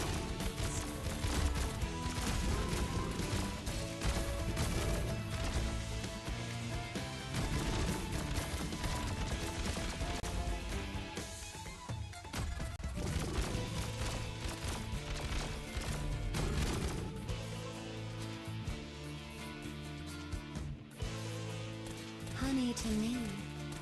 Poison to you. Got a problem that needs solving? Needs speed to succeed.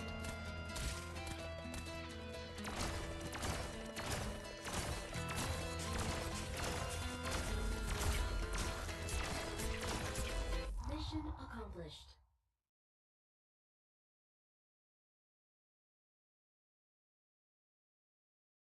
The size of that model with the barrel implies that those things are actually really big.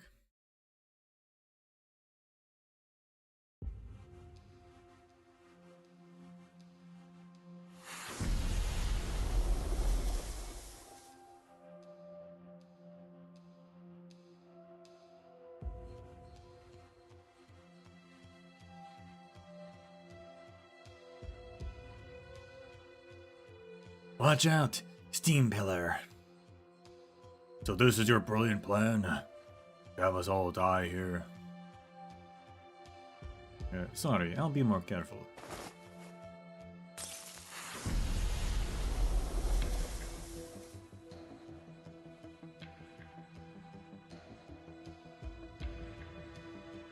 The test tube that Isidro throws bursts in midair, creating a golden mist.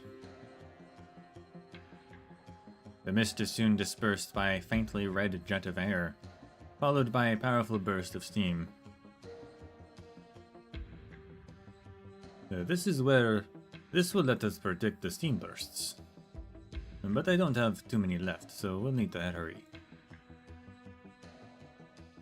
Huh.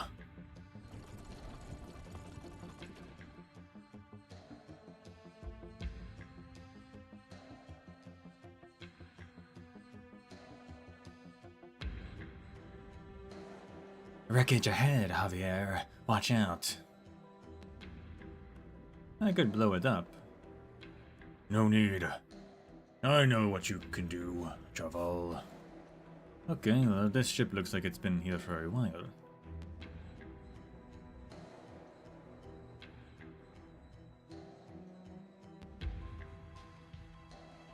It's the first salt ship Juana ever built. She thought it could take us to Skeletal Reef and back to the sea. She failed and lost almost everything. You see any traces of the boss? Yes, not far now. The ship continues sailing past a row of towering bone spikes. The cracks running through the surface are filled with blood.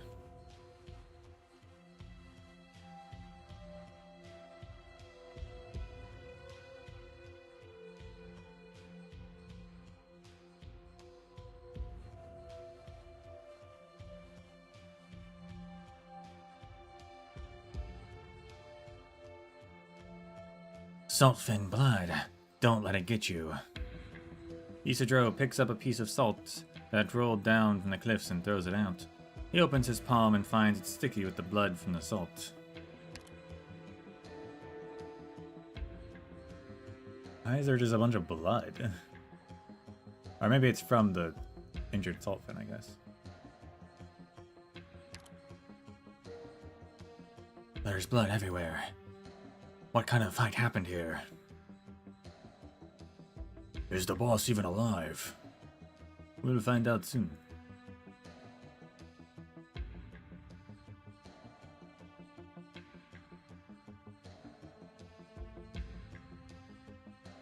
Past the bone pillars, a massive saltfin lies lifeless on the ground, its skull punctured by a helm wheel. The master of the wheel lies still on its back, blood dripping down her feet. Signora! Wanna know? They disembark and climb the beast's back. Javier touches the woman's arm. It is still warm, but that fact fills him with even more sorrow. I'm sorry. We were too late. Yes, you were. Senora. And here I was hoping I wouldn't need to do all the work myself. Are you okay, boss? You're covered in blood. It's not mine. You put up a good fight, but I outlasted it. You've got anything to drink, Isidro? Of course.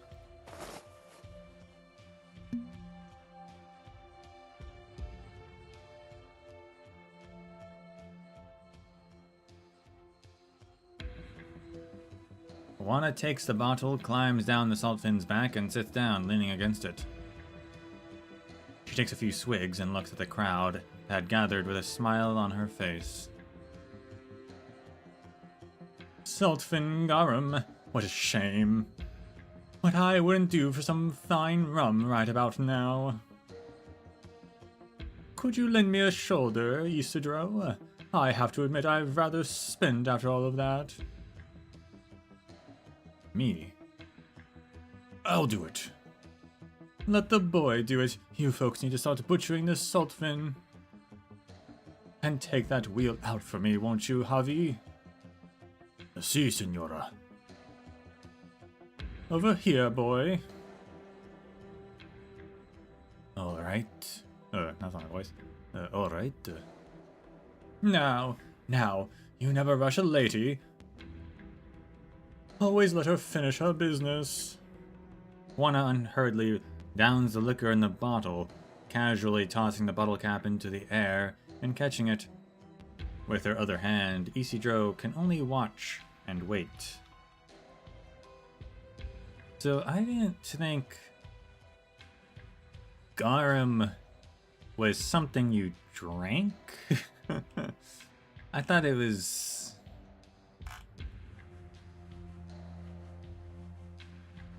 more of like a sauce?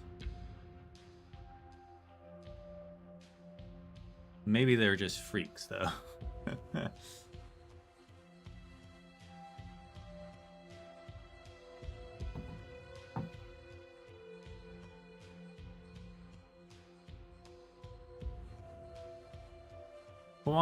Yeah, okay. Unhurriedly, only watching it. There is movement in Juana's throat from time to time. She takes her time swallowing. Or rather, it takes great effort for her to swallow.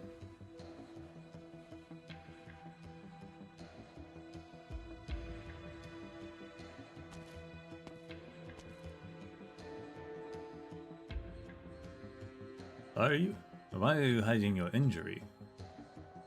Just hold on to me, steady now. Listen, Hoven, I can't get hurt. Fleet morale has been shaky enough already. I have to seem invincible. You just gave them an entire month's worth of meals. They'd take care of you.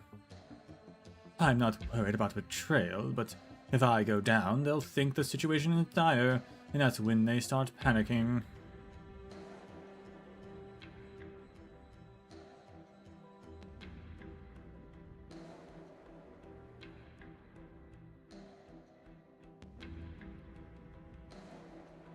so keep me steady. I don't want to fall on my face in front of everyone. I mean, you did just go through a whole ordeal. I feel like they expect you to be a little injured, but okay.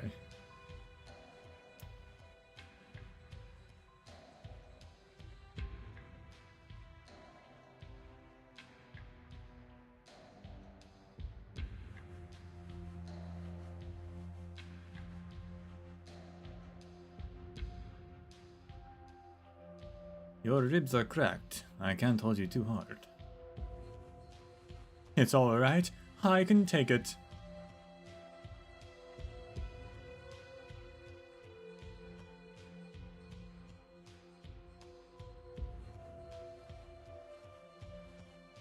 Yes. Senor Calificidor, there is a salt ship approaching from the southwest. Hand me a scope. Seems like they've had quite the catch. Just look at that thing they're dragging behind. Would you like to see yourself? No need. I'll give the order to attack.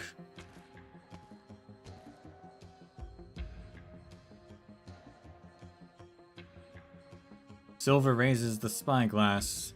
Through the round lens, he sees a skull flag flapping in the wind. Okay, well, good to know the Jolly Roger's still a thing. Aren't they the only sailors on this place, though, technically? Like, do they need a flag? In all his years on the Salt Flat, he had never looked forward to it so much.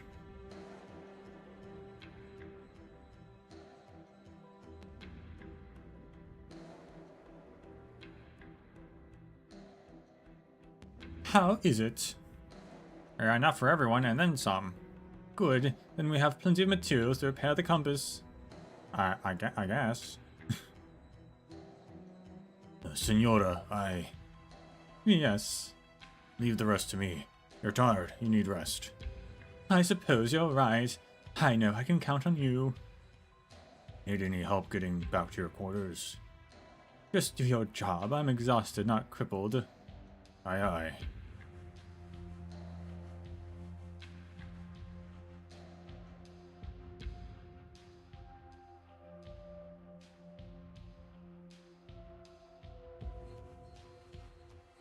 Got a question, Chaval. Yes. Is the boss hurt? Why would you think that? There's nothing wrong with her. Don't lie to me. Liars get lashes in this crew, you know. Of course. Are you worried? Of course I am. She never shows weakness in front of others. I hardly ever see her get injured, but for some reason she keeps getting new scars. If she's hurt, I don't want her to hide it from us. She'll be fine.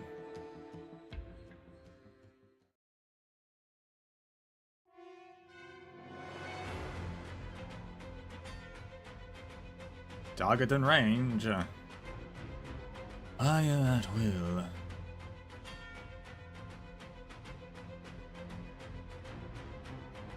Oh! What was that?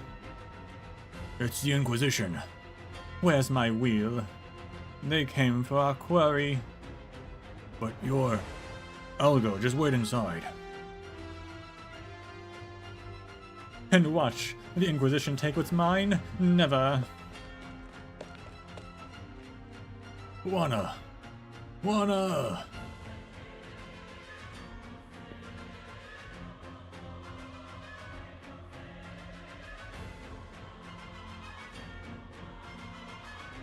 Promise me you'll... Look out. What the...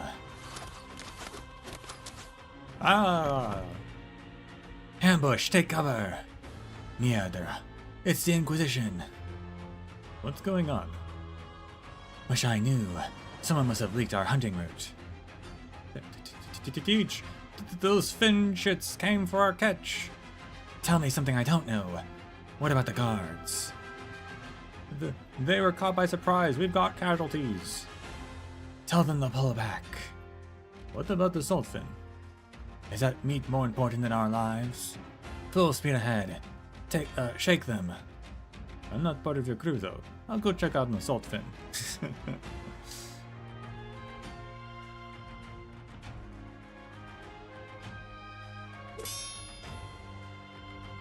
Yeah. The guards around the salt fin have been neutralized. We must cut the rope. They can't pull the meat with them. And the remaining pirates, hiding inside the ship. A shame. We could have taken the ship too if we had more men. What of Alguacil? Went to pursue the ones who fled. Tell them to return. We have the salt fin. No need to overextend ourselves. Senor! A massive helm wheel flies towards Silver. He jumps back in the nick of time, almost falls backwards. A woman in black leaps down from the salt ship, catching the flying helm wheel in her hand. You're telling me she uses that like a boomerang?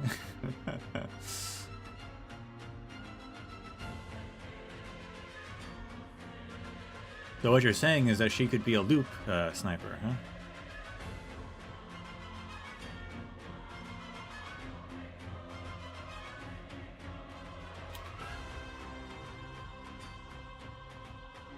I don't read that. Where do you think you're going with my catch, Inquisitor? Yeah. Corrupting egg here.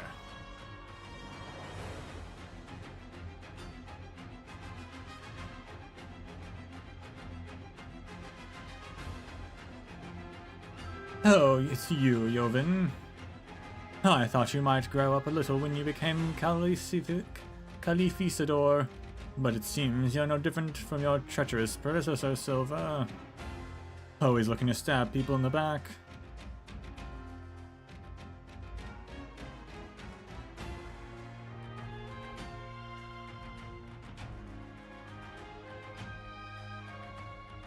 Did you expect to be treated kindly, sinner?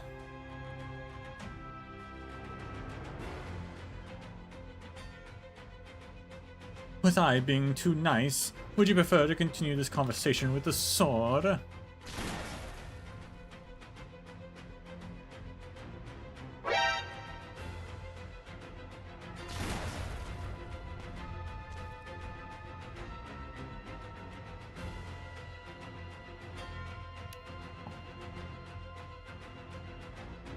Did you perhaps think that by killing the Arbiter of Justice, you would become one?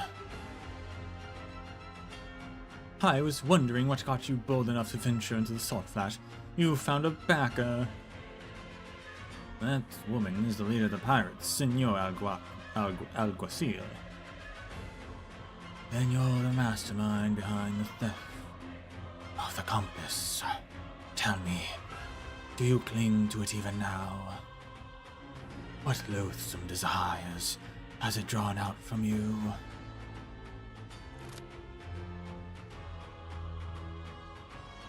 Damn it, my wounds, I can't dodge.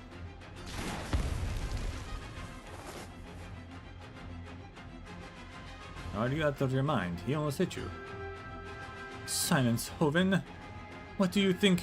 Do you think I wanted to get hit? We need to get back to the ship. That guy is too strong for us. We can't fight him like this. Ah, we meet again. Then you shall receive judgment as well. We need to go. They came prepared, and while we're exhausted. If you're not going to help, then stay out of my way. Teach just gave the order to sail. You'll be left behind. The ship needs to shake them. We can't wait for you. And then you go back. Want to try as a stand, but cannot find the strength. The Alguacil and warrior priests approach.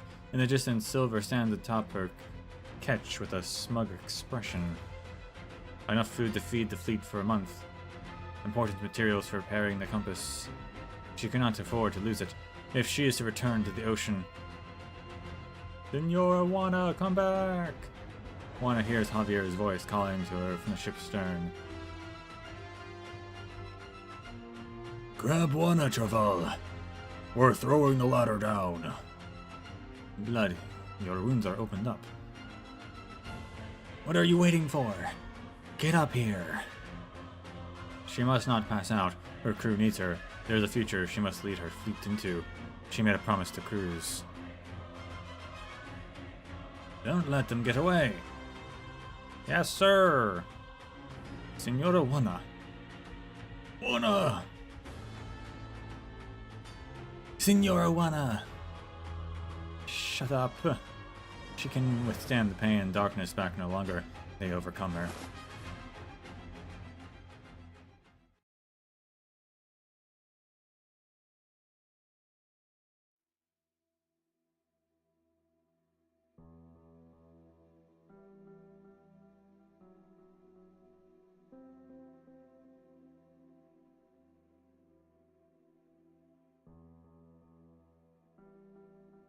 Oh no, you're awake. Hi. Don't worry, you're safe.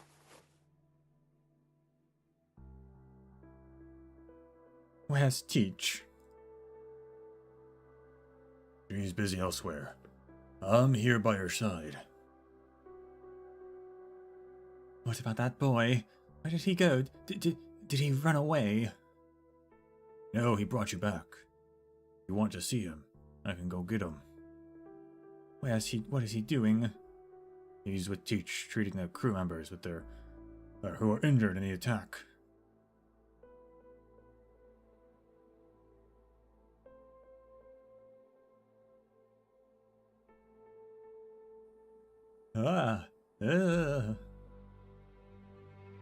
I'm sorry. This ointment hurts when it's applied, but the bleeding should stop soon.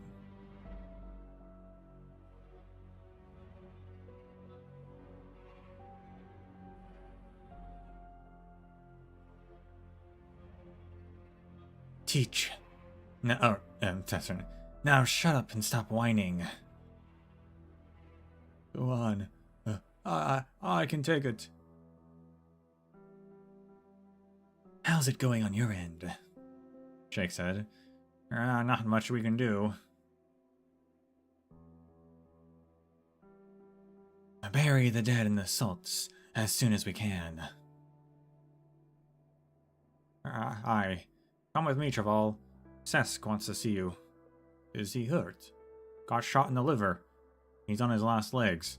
Said he wanted to see you. Take me to him. Man, Sesk got beat up today.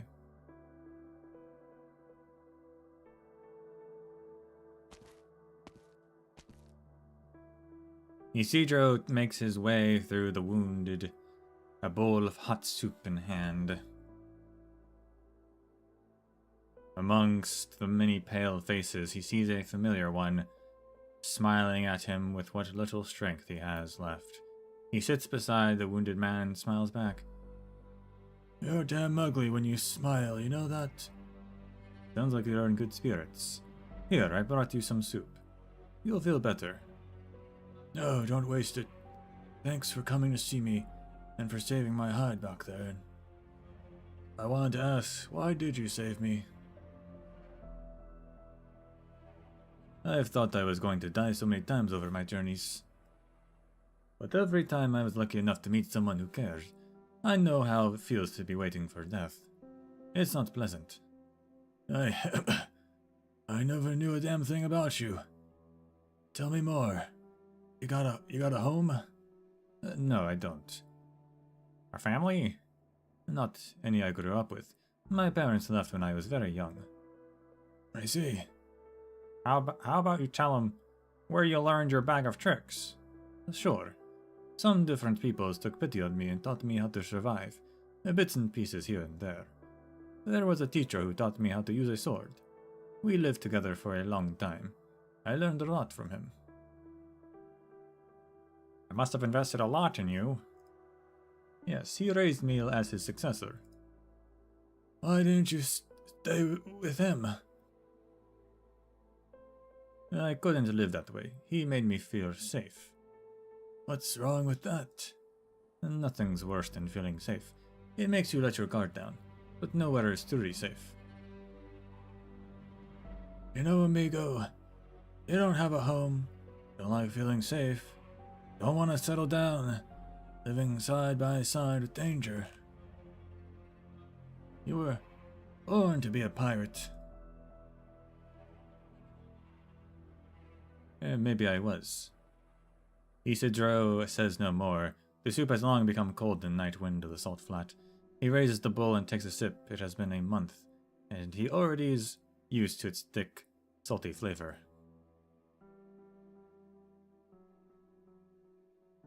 Good, good. I had no idea you were so clever and learned. I was going to ask you help me make my atang, but with such a good head on your shoulders, I'm feeling a little bad now.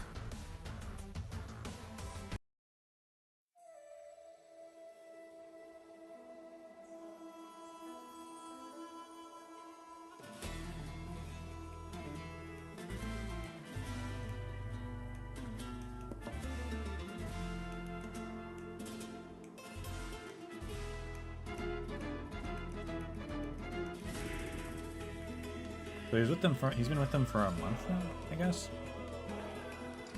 Maybe there's an unmentioned time skip. I mean, there had to have been.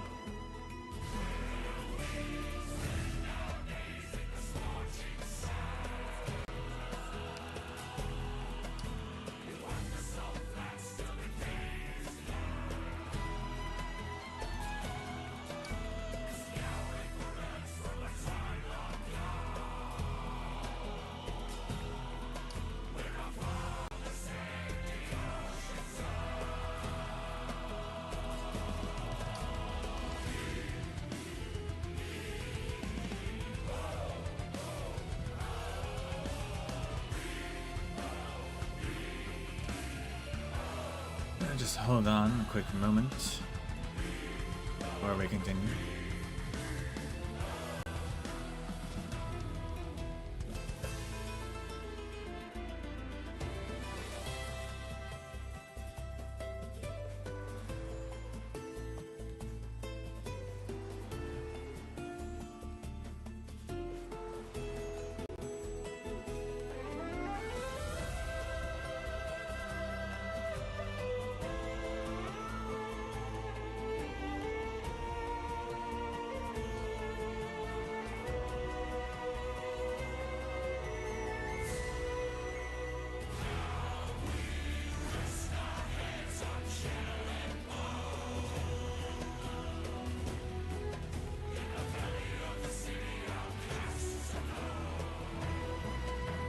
Alright.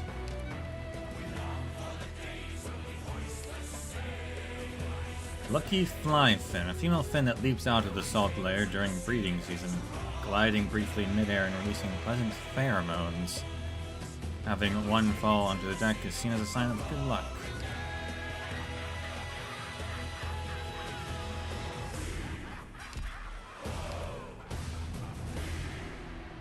Accidental reunion. When they reunited, one was responsible for the fate of an entire fleet, while the other had been sold for the hefty price of 3 days of salt fin garum. Now I keep forgetting to change race skill. I want to try this other one. When the sand beast retreats, recover all bullets that hit in the area passively. Automatic increases attack range. Attack plus 90%.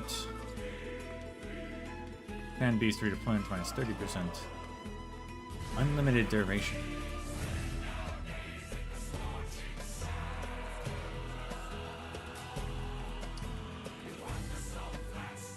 So is that, what is that? That is offensive recovery. So once it activates, it's unlimited. So it's passively, even when it's not active, I guess it's always recovering all bullets. But then once it's unlimited, it also gives her a buff. And is still recovering all bullets.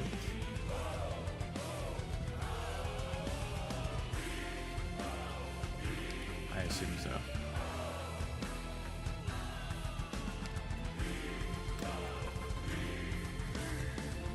Here, Sand Beast. We need to get going.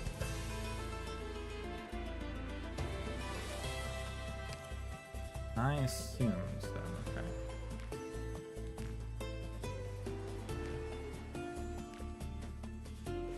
I haven't needed anyone else. haven't thought about it.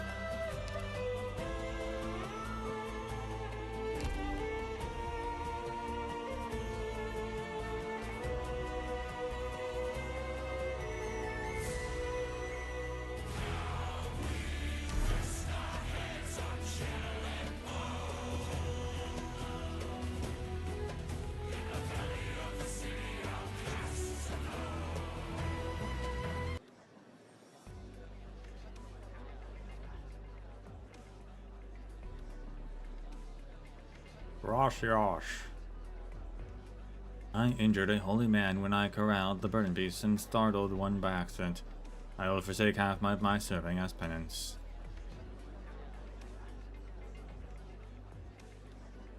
No, eat up, so that doesn't happen again.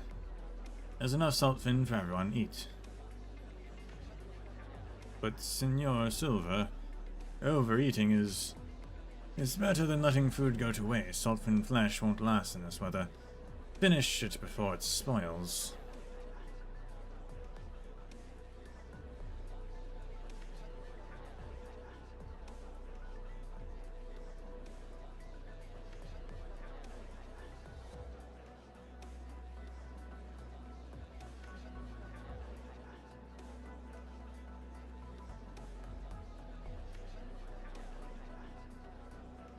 Finally bring these to their injured brothers, my good chef.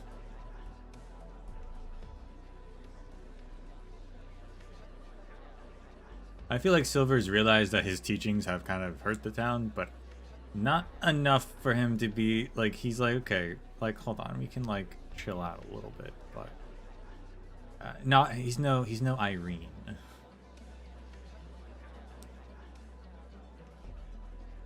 They need something nutritious to eat after the beating they've taken these past few days.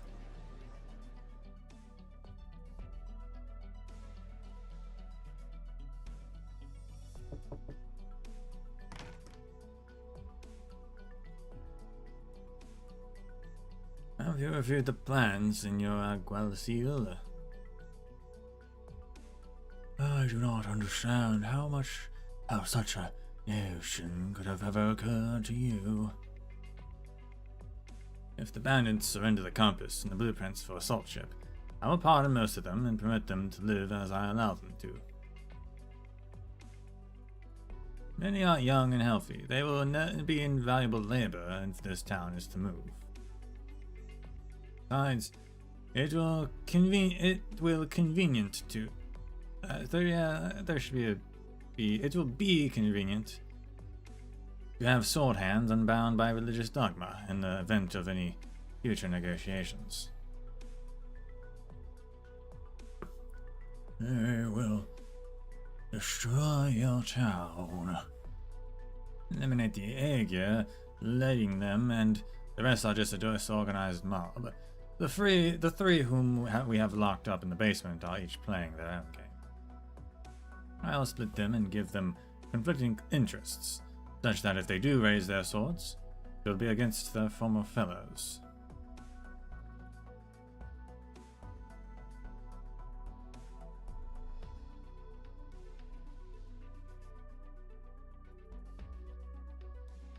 You once saved this town, taught them to suppress their desires and maintain purity, yet now you would pardon the very bandits who murdered their friends and family, all for worldly benefit?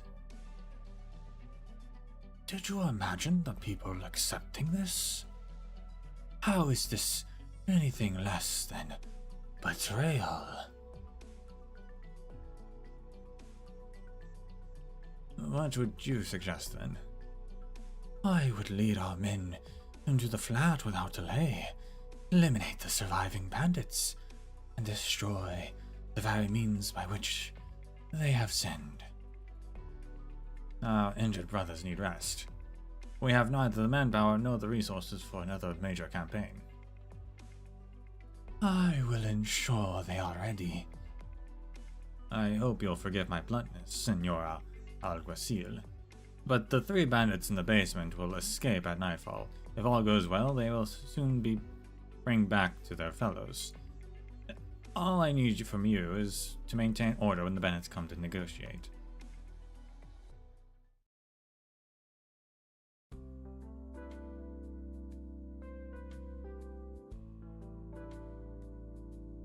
I'm kind of waiting for Alguacil to just kill Silver. Just be like, you're also unpure.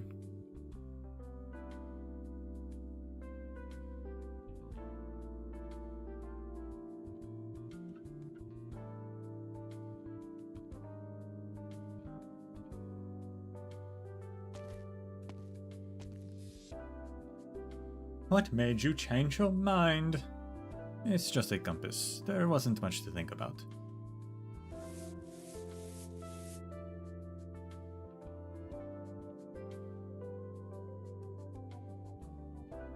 Would someone with so little on their mind have such restless hands? Should I be worrying about you making a hole in my ship, Hoven?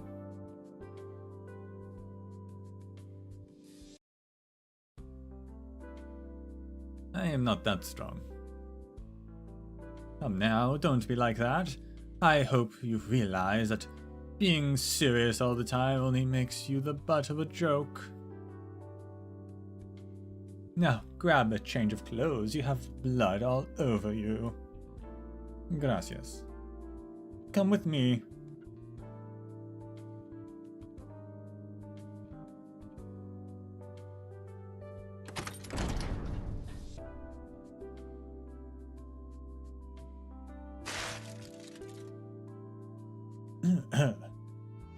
Sorry, I should have told you to hold your breath. This cabin hasn't been used in decades. There's dust everywhere. I'm sorry for touching things without permission. Don't make me sound like such a petty woman. You can touch whatever you want here. It's all top-notch alchemical equipment. Unless your hands are more dangerous than cannon fire or a storm, they'll survive. This will be your lab from now on. You have a full-fledged alchemical lab on your ship? Yes. Okay. Before I forget, these clothes belonged to the previous alchemist. You're about the same size, so you should try them on.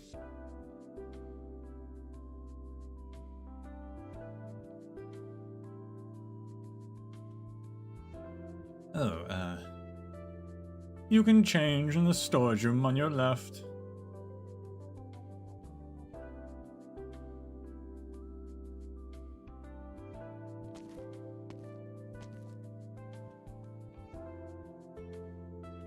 Fancy. I like how his alter form is just, his clothes are bloody, so he changed them. Cool.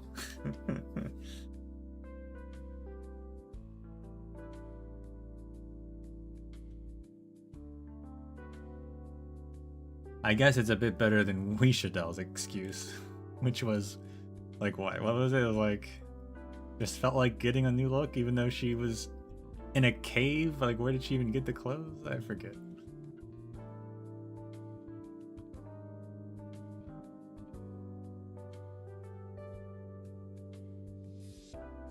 Do I look weird?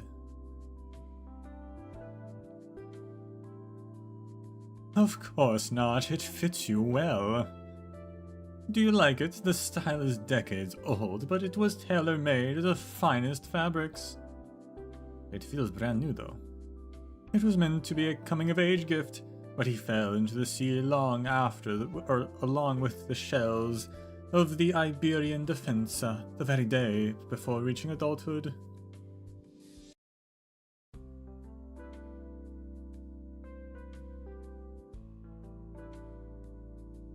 I searched for his body myself, but never found a trace. I only hope it was the fins that got him.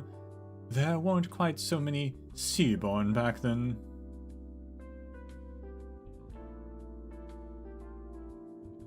You fought the Iberian Defensa? This was before the profound silence, when we still sailed the high seas. This very ship, La Conquista, was captured in that era.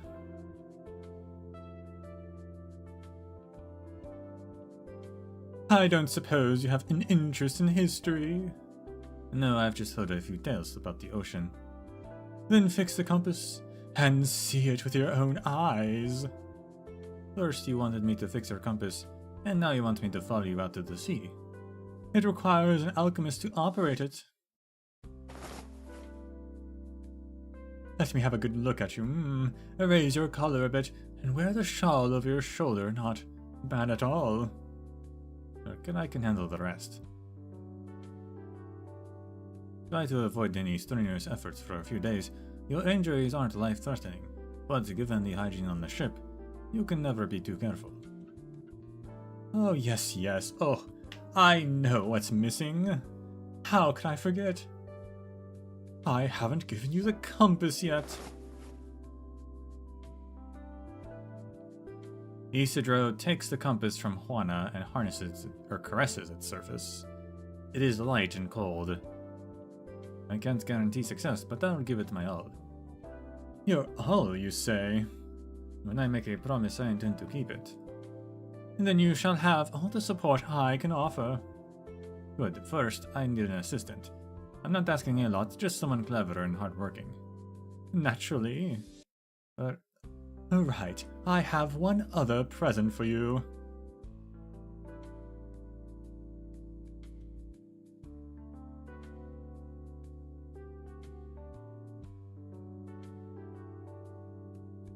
If what the boss says is true, then we're out of options. The townsfolk now control the route from the flat to the inland, and we're their mortal enemies. There's no way back. We have to face the ocean. Aye. Is there really no other way? Senor Javier? Slow down and breathe. What's going on? They're back. Who's back? Our mates who got caught, they escaped and came back. And they brought someone with them.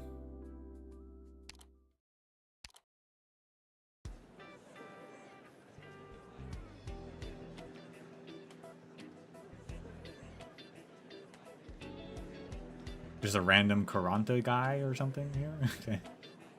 Take a look at this scallywag I found outside. Healthy, works hard, don't eat much, and he's yours for 2 months of saltfin garum. His face is kind of nice. He's all skin and bones. A flick of Saltfin's tail would send him packing. Hey, I take exception to that. I knew it was Elysium. I'll have you know I'm ripped under those loose fits. Okay, going for 1.5 months of Saltfin garum.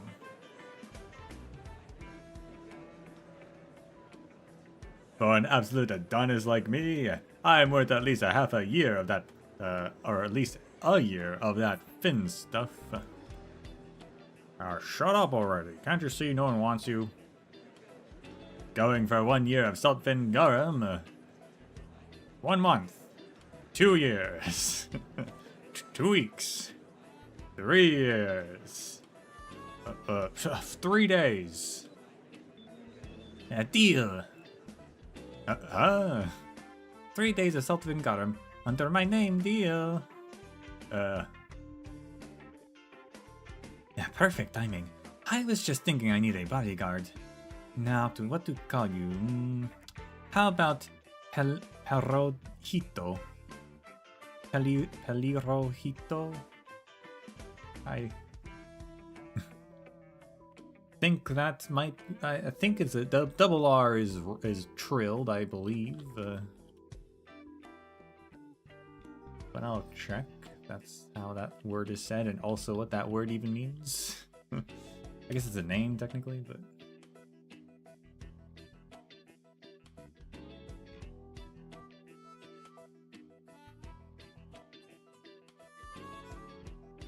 Pelirrojo is red-haired. Ito Is Ito like a diminutive? I think it might be. So it's like cutesy red-haired.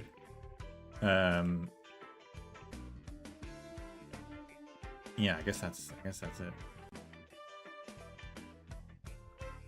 Yeah, pelirrojito.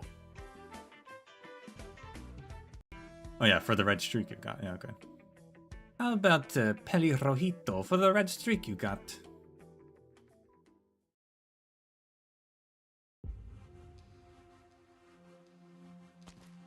Can't believe these pirates are also slavers, and just sold Elysium and renamed him.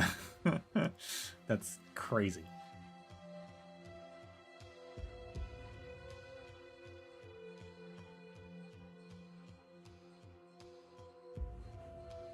You were hiding all of this under the salt flat.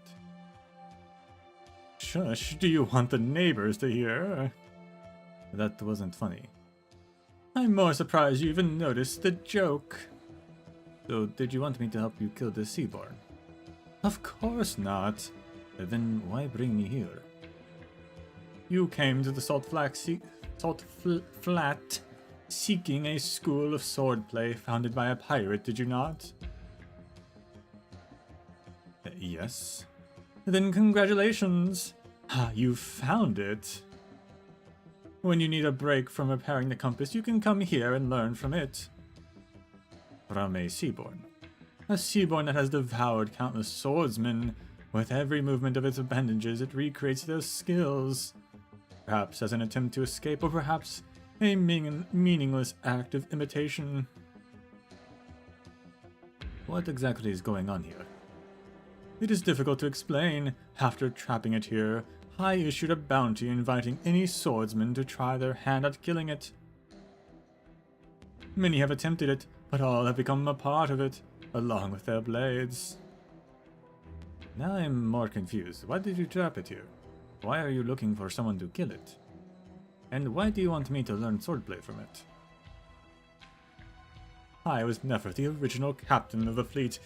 It was him. His name was Cruz.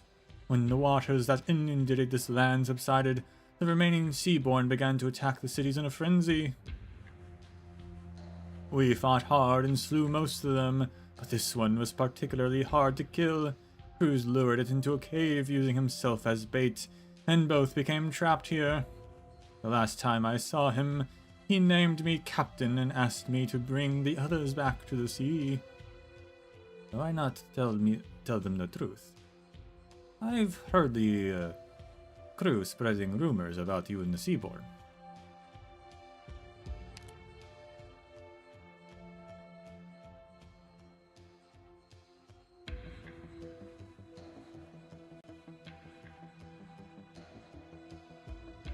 Okay.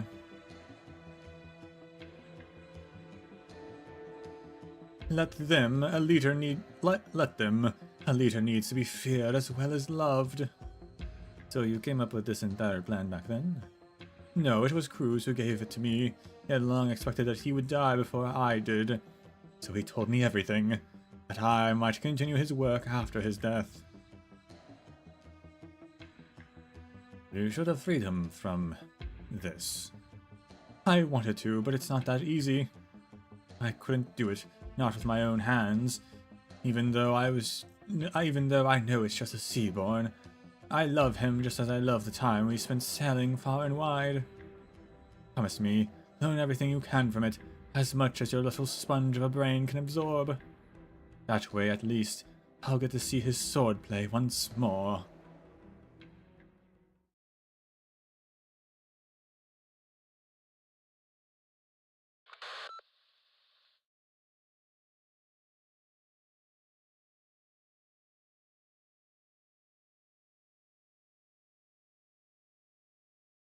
Leaf, you've got news from Elysium.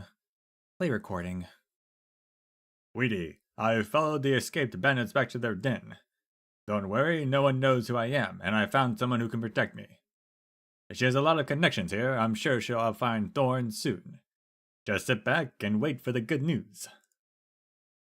Oh.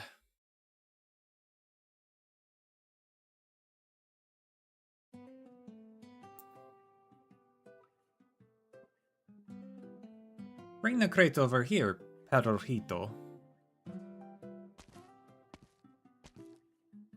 Yes, boss. Not bad. You're stronger than you look. Now I want to hear the same energy in your selling. You got it, boss. I've already memorized the entire list of goods, forwards and backwards. I'm done listening to you the moment I find thorns.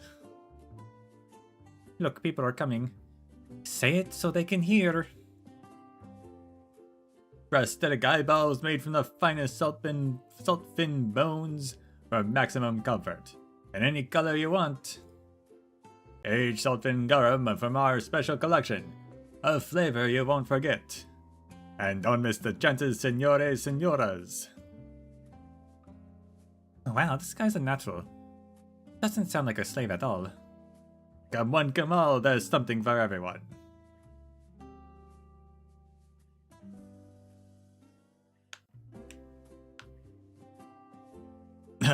I'm getting hoarse, boss. Everybody's staring, but why is no one stopping by?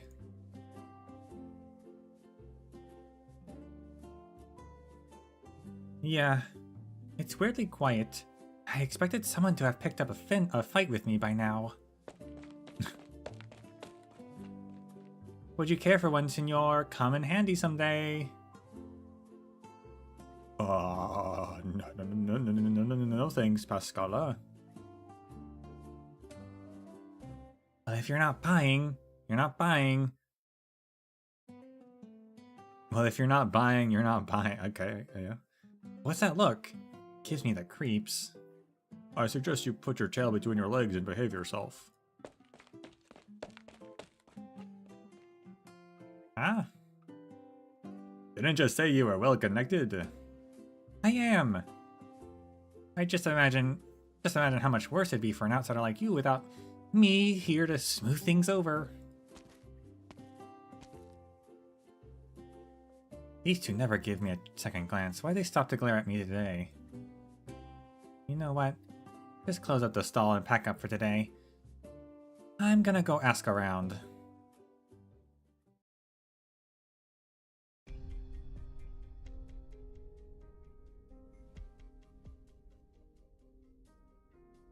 Yeah, is it true what those guys were saying? Yeah. I sent someone to check. Do you trust them? What if we hand over the compass and the thief? We all get pardoned and can or that if we hand over the compass and the thief, that we all get pardoned and can live in town?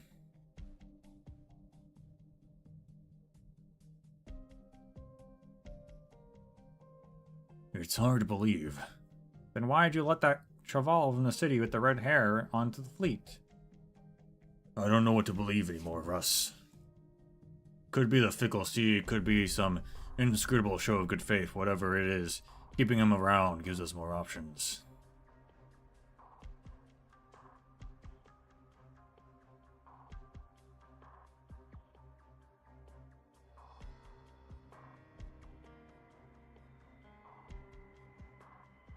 If it comes to it, the Chica is the easy part. Just tie her up and hand her over. But how the hell could we get the compass from the boss?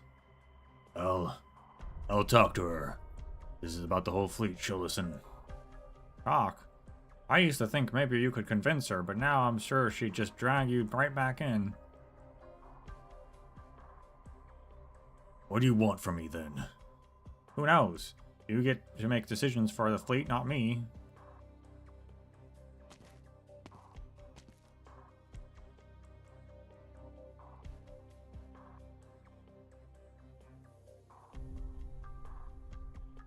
Those Inquisition Finn shits. Now they're just playing dirty.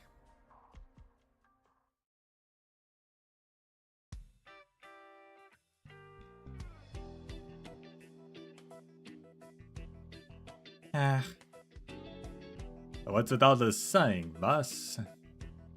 I heard. Come on, don't cry. You can tell me and maybe I can help. You're so nice, El Rojito. Who else would I count on here? I'm worried about you. Well, Well, what does this have to do with me, boss?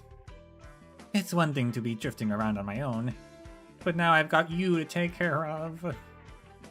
I'm not fired, am I, after all the work I've done for you? No, I'm just worried about you getting left all alone with these bandits if something happens to you. This is practically blackmail. Wow. I didn't think you cared, boss. Don't worry, nothing will happen to you on my watch. Oh, It's a bit hard to say. Oh, Peli Rojito. Boss. I heard them talking. They want to hand me over to the Inquisition. The Inquisition chased me all the way into the salt flat, all because of a compass that used to belong to my family.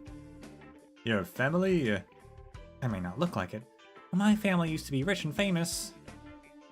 But everything we had was sold off. And the compass somehow ended up with the Inquisition. Wow, that's amazing, boss. Yeah, right. So, what do you need me to do? I heard the fleet's alchemist is looking for an assistant, and he's got the boss's big trust big time, so maybe you could try applying? You're clever and hardworking, and I'm sure you'll get along with like peanut butter and jelly. Then you can put in a good word for me. Why not just do it yourself? Well, me and him have a little bit of history. Maybe more than a bit.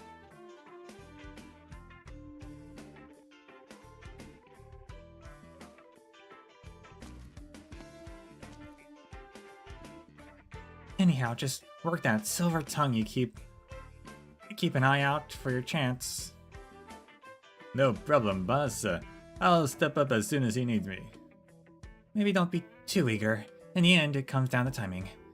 We can't make things too easy for him. He's gotta soak in the anxiety, then you can show up right when he needs you most. That way, he'll be helpless without you. Why are you making this weird?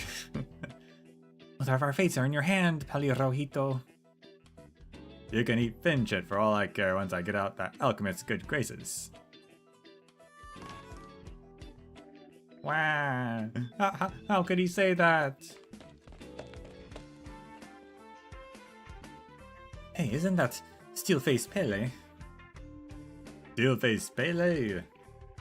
Yeah, says he doesn't so much as whimper when he fell from the mast last year. So why is he crying like a little kid after leaving that room? Are you here for the interview for the alchemist assistant's job? Yeah. Turn back if you know what's good for you, Chaval. Does he have a bad temper? No worse. Don't worry about it, Peli Rojito. He's a nice guy. He even saved my life. Sure, but work always brings out the worst in us. Now that you mention it. He kicked me out for 3 seconds, and 3 seconds flat, said I was breathing too loud. Hey, boss, you said that you had history with this guy, right? What about it? You're trying to throw me in a fire. I'm not going in. We're already here.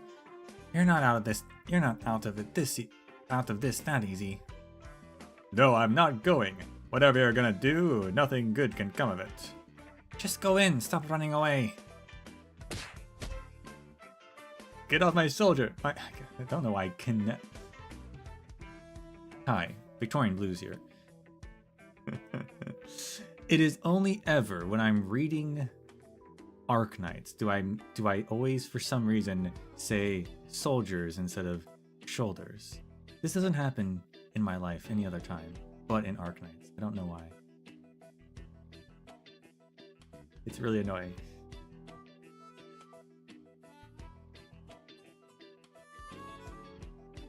Get off my shoulders. No.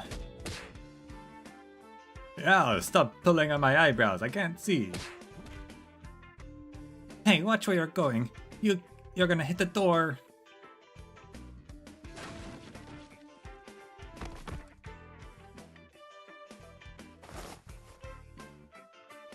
LOL.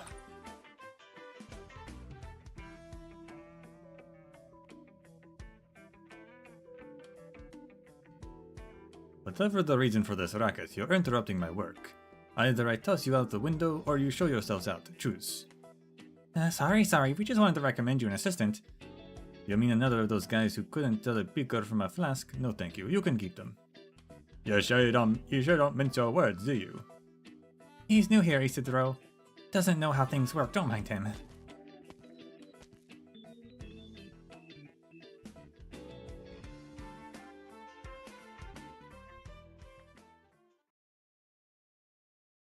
They better hug. You.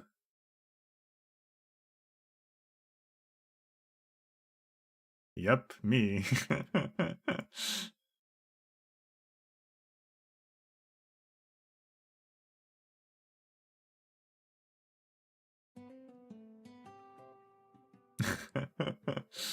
Excuse me.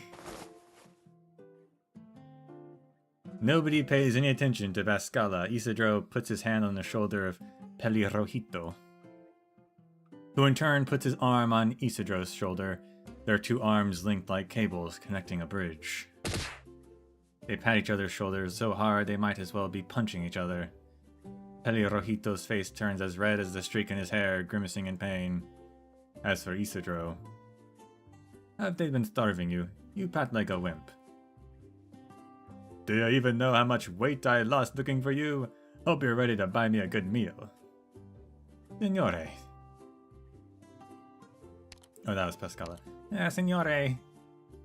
How did you find me? We can talk about that later. Let's talk about you. How did you get here with all the limbs still intact, you lucky boy? What's with that tone of disappointment?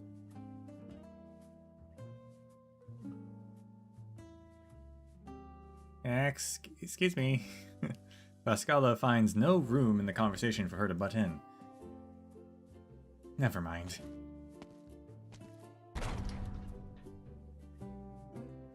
She turns around and leaves, politely closing the door behind her.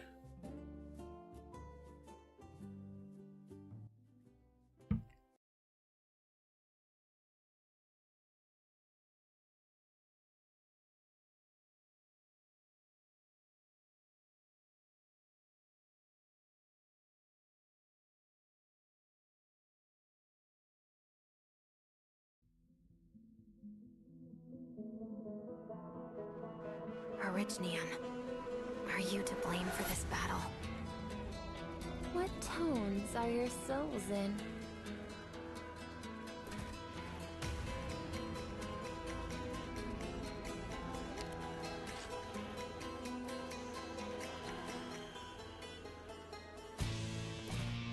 Oh yeah, they're gonna launch here, aren't they? What if we just stopped them from doing that? You know, what if we just said, no thank you? A word I've not heard. It's on your last words. No. What are they gonna do about it, huh? I wasn't supposed to. Branch and bone bear weeds. Mounds and ruins bloom fields.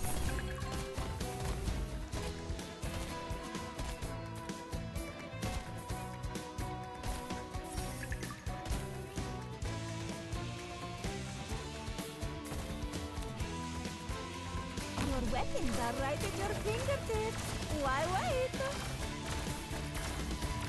Salt's Fin Shaker. Attacks deal physical splash damage to all nearby units, immune to the effects of Salt Flat, and gains movement speed while in Salt Flat. My This goodness. show has inspired. I knew who you were right away.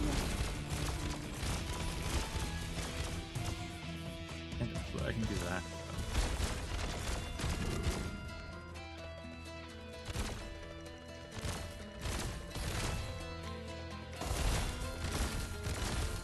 Oh snap, look at that. If you'll really, I plant you into the soil to grow anew.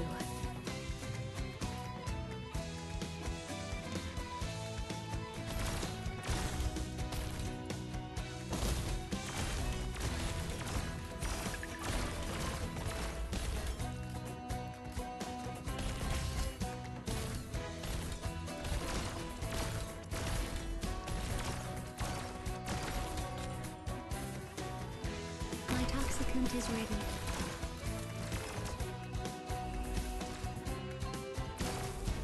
Nota. Will you poison kiss. What are you waiting for? The curtains are about to fall.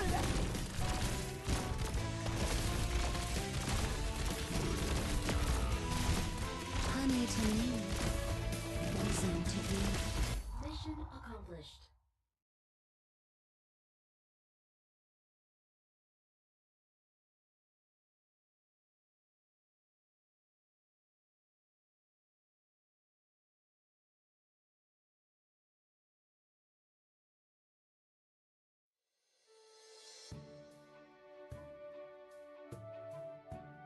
That's 2 arms, 2 legs, 2 eyes, 2 ears, 1 nose, all present and accounted for. Maybe a bit of a tan. Good, thank goodness. You have no idea how anxious I was when I heard these bandits were stone-cold killers who ate people for breakfast. And who told you that? Do you know how much courage I had to muster to come here and rescue you? Wheaty's still back at town. I'll get in touch with her. Whenever you're ready, I'll call her and we can get out of here. I've tried, it's practically impossible. Besides, I don't plan on leaving for now. Why not? Don't tell me you actually joined up with these bandits like they say. Come on, out with it. Or do you really think there's a future out here with these backwater thugs? I have no interest in becoming a pirate, Elysium.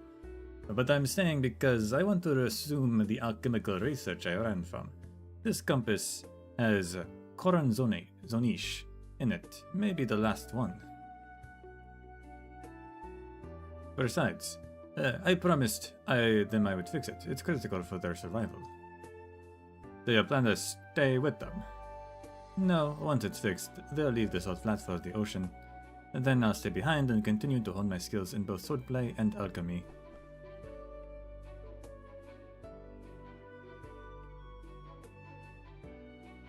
Elysium pats Isidro on the shoulder. His friend seems to have changed. You sound like you had a lot to think about. Well, that's not such a bad thing. So what exactly did the girl outside want me to do here again? I need an assistant as I repair the compass. Just like back in Rhode Island then. Let me know what you need. I will.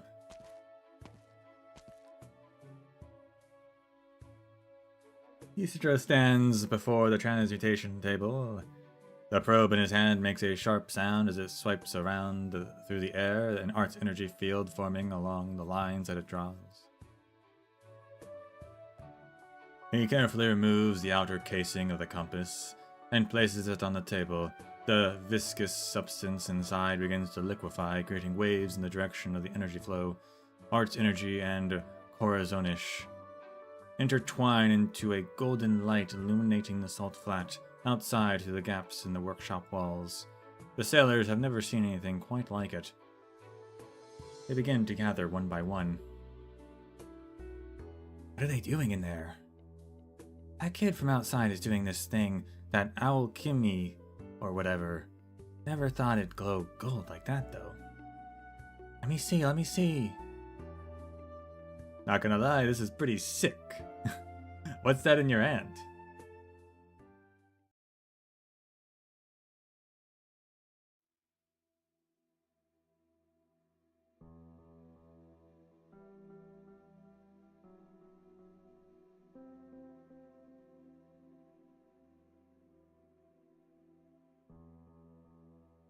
What's that in his hand? Some beggar's magic trick, what else? Oh, well, nothing to see here then. It's not like we have any food to spare. Bothersome brat. Come and see my trick. All I ask is a piece of bread. Ah. Get lost, you're in the way.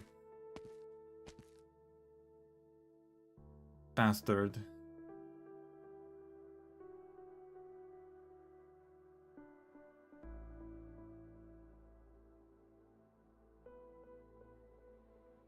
We're attracting quite the crowd outside. Does that bother you? Want me to chase them away? It's fine. What you are chatting away, it feels like I'm right back at Rose Island. They won't bother me. Isidro's hand do not stop. The probe in his hand seems to dance with the corazonish rippling in the energy field. His palms emit light, looking to the sailors peeping through the windows like a mirage born of hunger and thirst. Ever seen anything like it? Way back when, I remember the boss talking about folks who perform tricks for others in the big cities. Guess that's what it looks like. It's beautiful.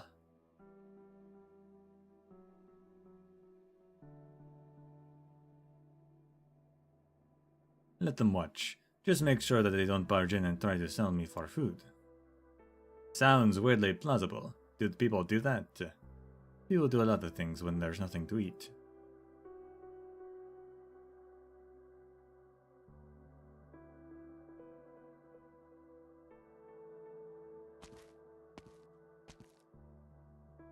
Excuse me. Do you have any food? No, will you take this ribbon though? No, it's got to be something I can eat. I don't have anything to eat myself,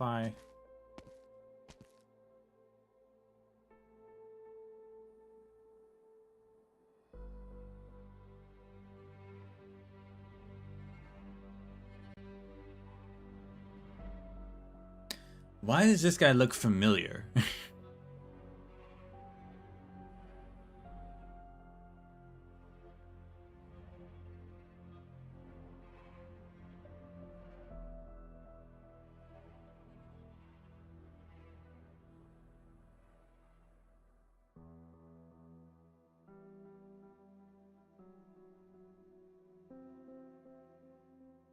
I don't know.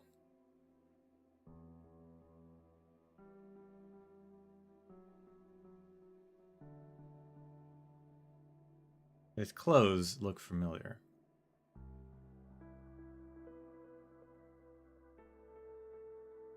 I happen to have a few biscuits here. Why don't you let this young lady see your trick? Biscuits? Sure, since you asked.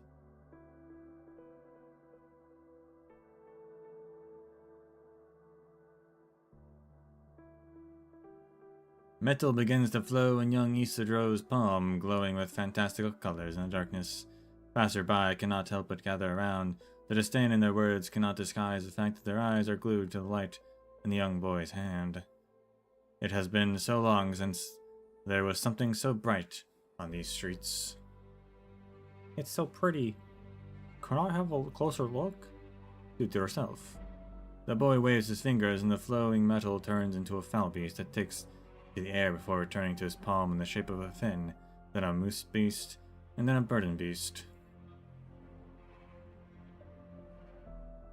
The metallic burden beast runs through the crowd, shiny and chrome, leaving behind stardust in the air. Wow! That's just... Oh, shut up and watch. When was the last time I saw fireworks? I think it was a long time ago. Fireworks? What are fireworks? The child musters the courage to reach out and catch a burst of drifting starlight. She trembles at the warmth upon her fingertips. Impressive, boy. It's not often that the people here have something to smile about. Just trying to earn some bread. Is that so? Why do you have a smile on your face then?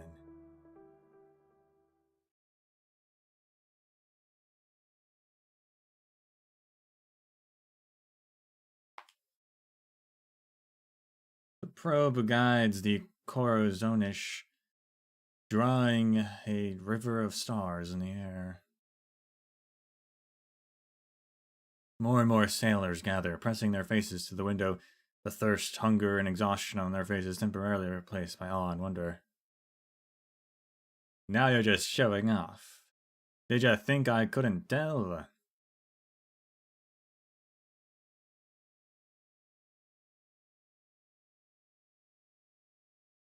That was just a check of the alchemy equipment and compass. Now comes the next step, separating the rusted and denatured parts from the corazonish. This is what I promised them, what I can do for them.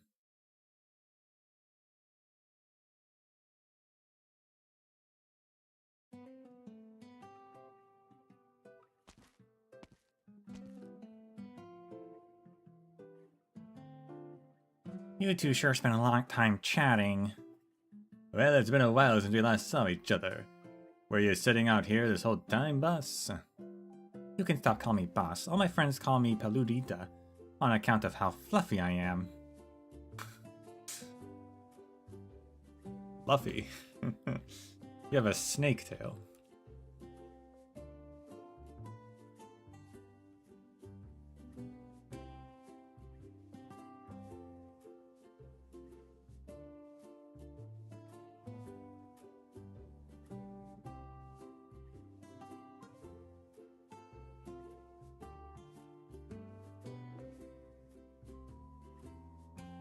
Oh, so we're friends now?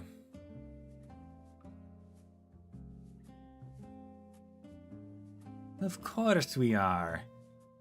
Could you ever found your old amigo without the help of yours truly? Talk about twisting the truth. So, what should you call me now that we're friends? Anything you like, more importantly. What did Senor Isidro say? About, you know, putting me under his protection. Oh, I forgot to ask, but maybe I'll remember tomorrow if you ask nicely. Oh, please, oh Honorable Senor Pelirojito, the greatest and handsomest Liberia of all. Oh, I like it. Keep it coming. You flipping fin shit. I'm yanking that red bit right out once I'm out of this mess. Well, I guess I do owe you one for helping me find my good buddy. Elysium pats the girl on the head. Her youthful, childlike exterior belies the maturity, even cruelty, lying beneath. You sure keep some choice company for a girl your age. Well, come find me if you ever squeeze yourself into something I can't squeeze out of. I'm as kind-hearted as they come, after all. Huh. Huh? Who'd believe a show-off like you? At the end of the day, the only one you can trust is yourself.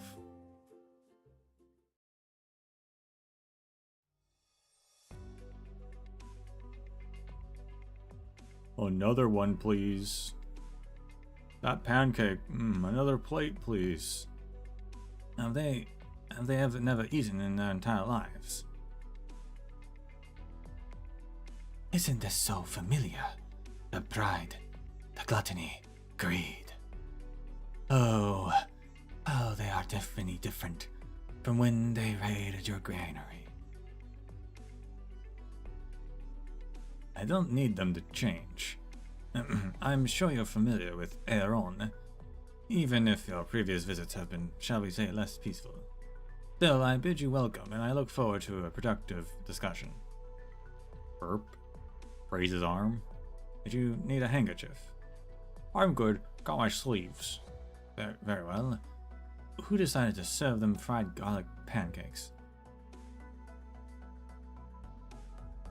Fried garlic pancakes? I'd eat that.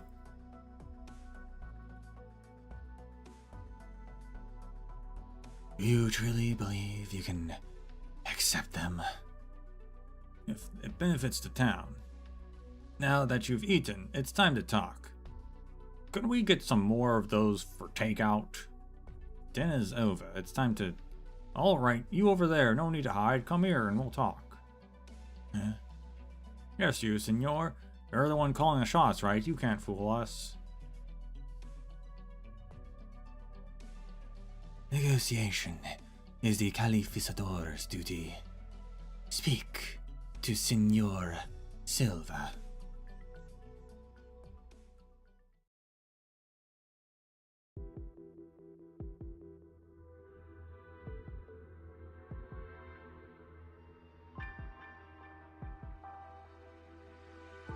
How long have you been waiting here, Javi? Since morning. Didn't Teach tell you I had private business I needed to attend to? In all my time by your side, you've never had private business even once. Do you even have a life outside this fleet? I never said I did. So why were you looking for me? Would you give up the compass if we found another way besides going out to sea? I'm listening.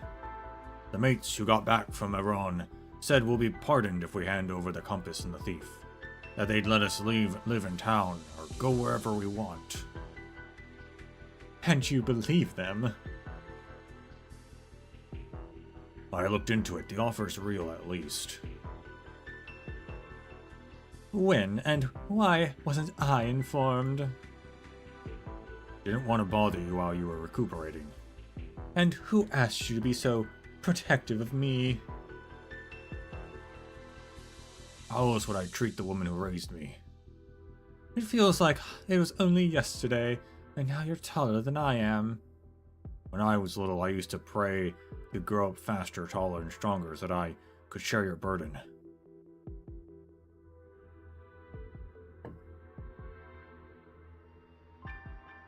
Guess my wish came true.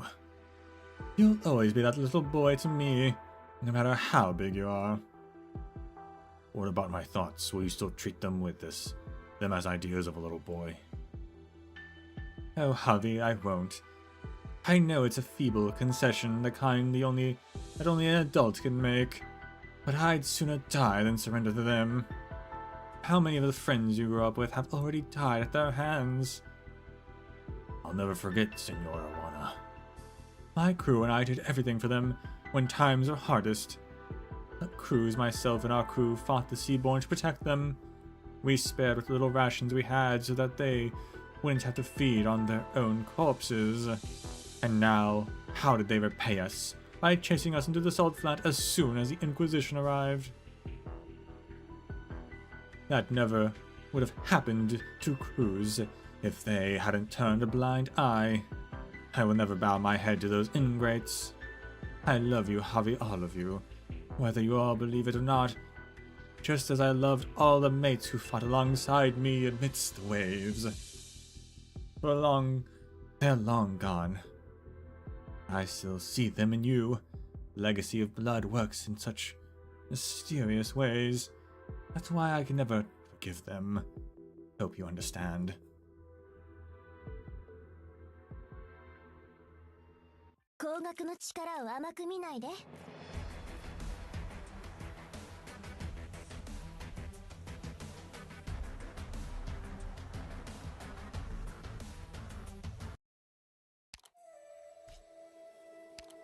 Despite its size and weight, its salt fin is surprisingly lithe when swimming through the salts. Normally gentle in nature, it can shake the salt fields and cause land subsidence with powerful slamming attacks when provoked. That looks like what, I guess, Nene would turn into.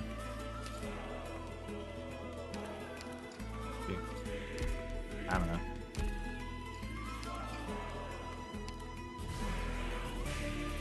Oh, we got her. The Pascala Empire. Hola everyone, pleased to meet you. I'm your newest operator. Señores Elysium y Weedy recommended this place to me. I thought we can all get along. Hey, pelirrojito, ¿de qué vas pretendiendo vomitar? ¿Tienes algún problema conmigo? Hey, pelirrojito, what's with the pretend puking? You got a problem with it?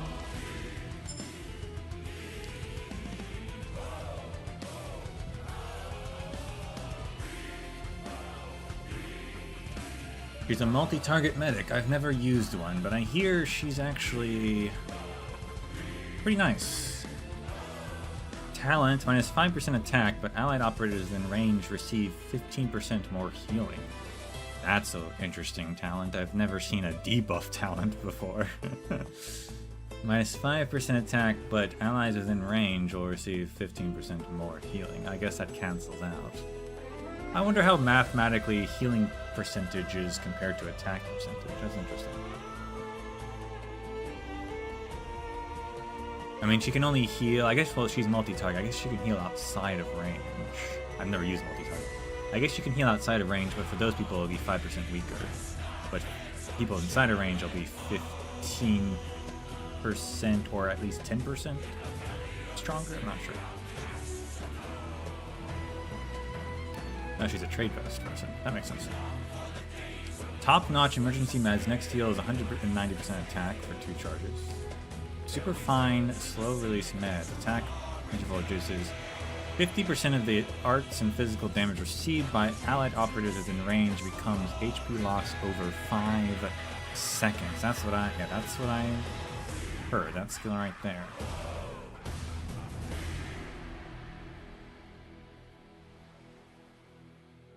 So she converts the direct damage into a slow damage over time, which is pretty interesting. Interesting, neat mechanic. The only character who has a similar thing, I guess, is Gavial. Gavial Alter, her skill, which makes her not take damage until after some amount of time, and then it, or something like that. I forget exactly what happens. Her module gives her an increased attack range by 1, and changes the received to 20% more healing, so that's pretty good. Might be someone I try. Like I said, I haven't used a multi-target medic. Have you been doing well lately, Doctor?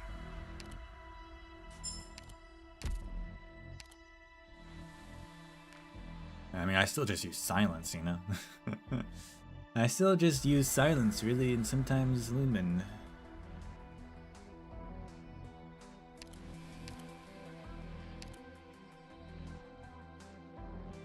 Other multi-target is what? Paprika... Is that the same? No, multi-target different from chain target. Oh. Oh, interesting.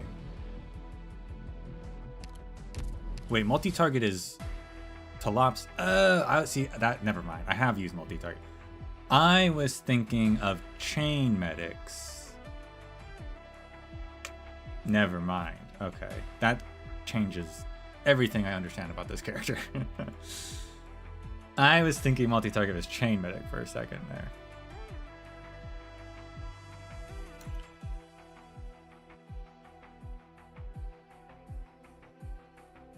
Okay. Okay.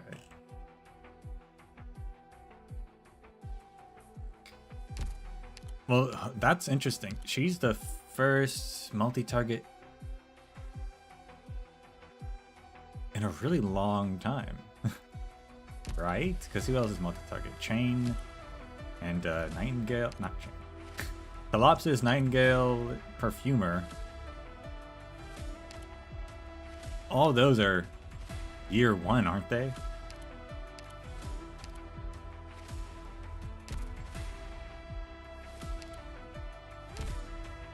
Papyrus is chain, not multi-target.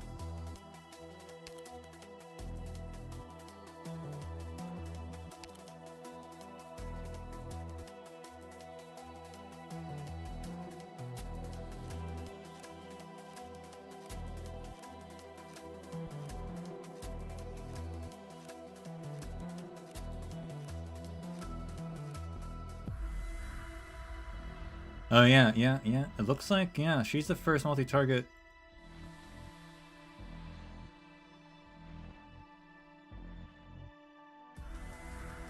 Since, pretty much the beginning.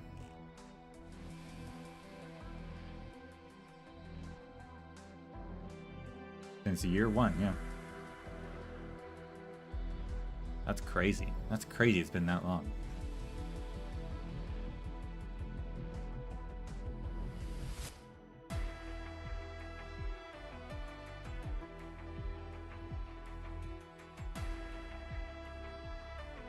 I guess that's why. See, if it was see, I thought she was a chain medic, and I was like, oh, a good chain medic, because so far, chain medics don't have a great reputation, but no, she's multi-target, which are perfectly good medics. There's plenty of good multi-target medics. In fact, all of them. And the one I don't know is Breeze. She's also multi-target, but the other 3 multi-target medics are all very well received. So.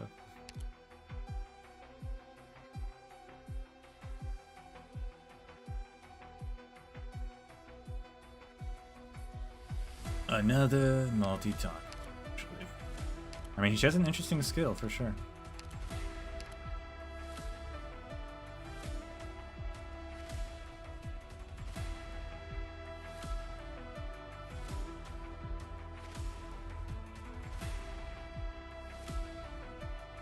Although perhaps I'm a little less interested that she's just a multi-target. I thought it was a chain. I was like, oh, maybe I'll use a new class.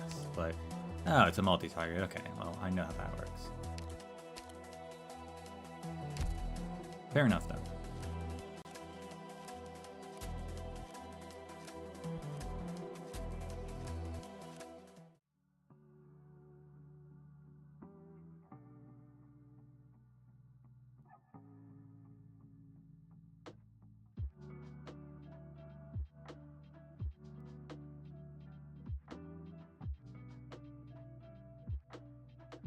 That will be all for today. We will be back to finish Exodus next week.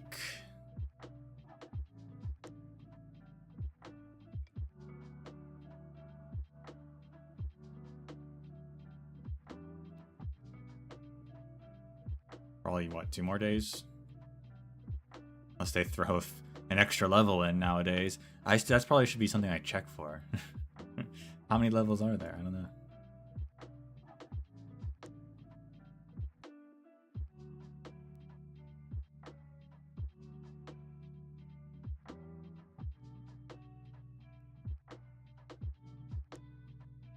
There is an extra intermission level. Alright, there is an extra one. But it is still normal length. Still 8 levels, but yeah. Okay, well, yes, that's it for today, so thank you all for watching. And until we meet again, may the sands of time treat you well.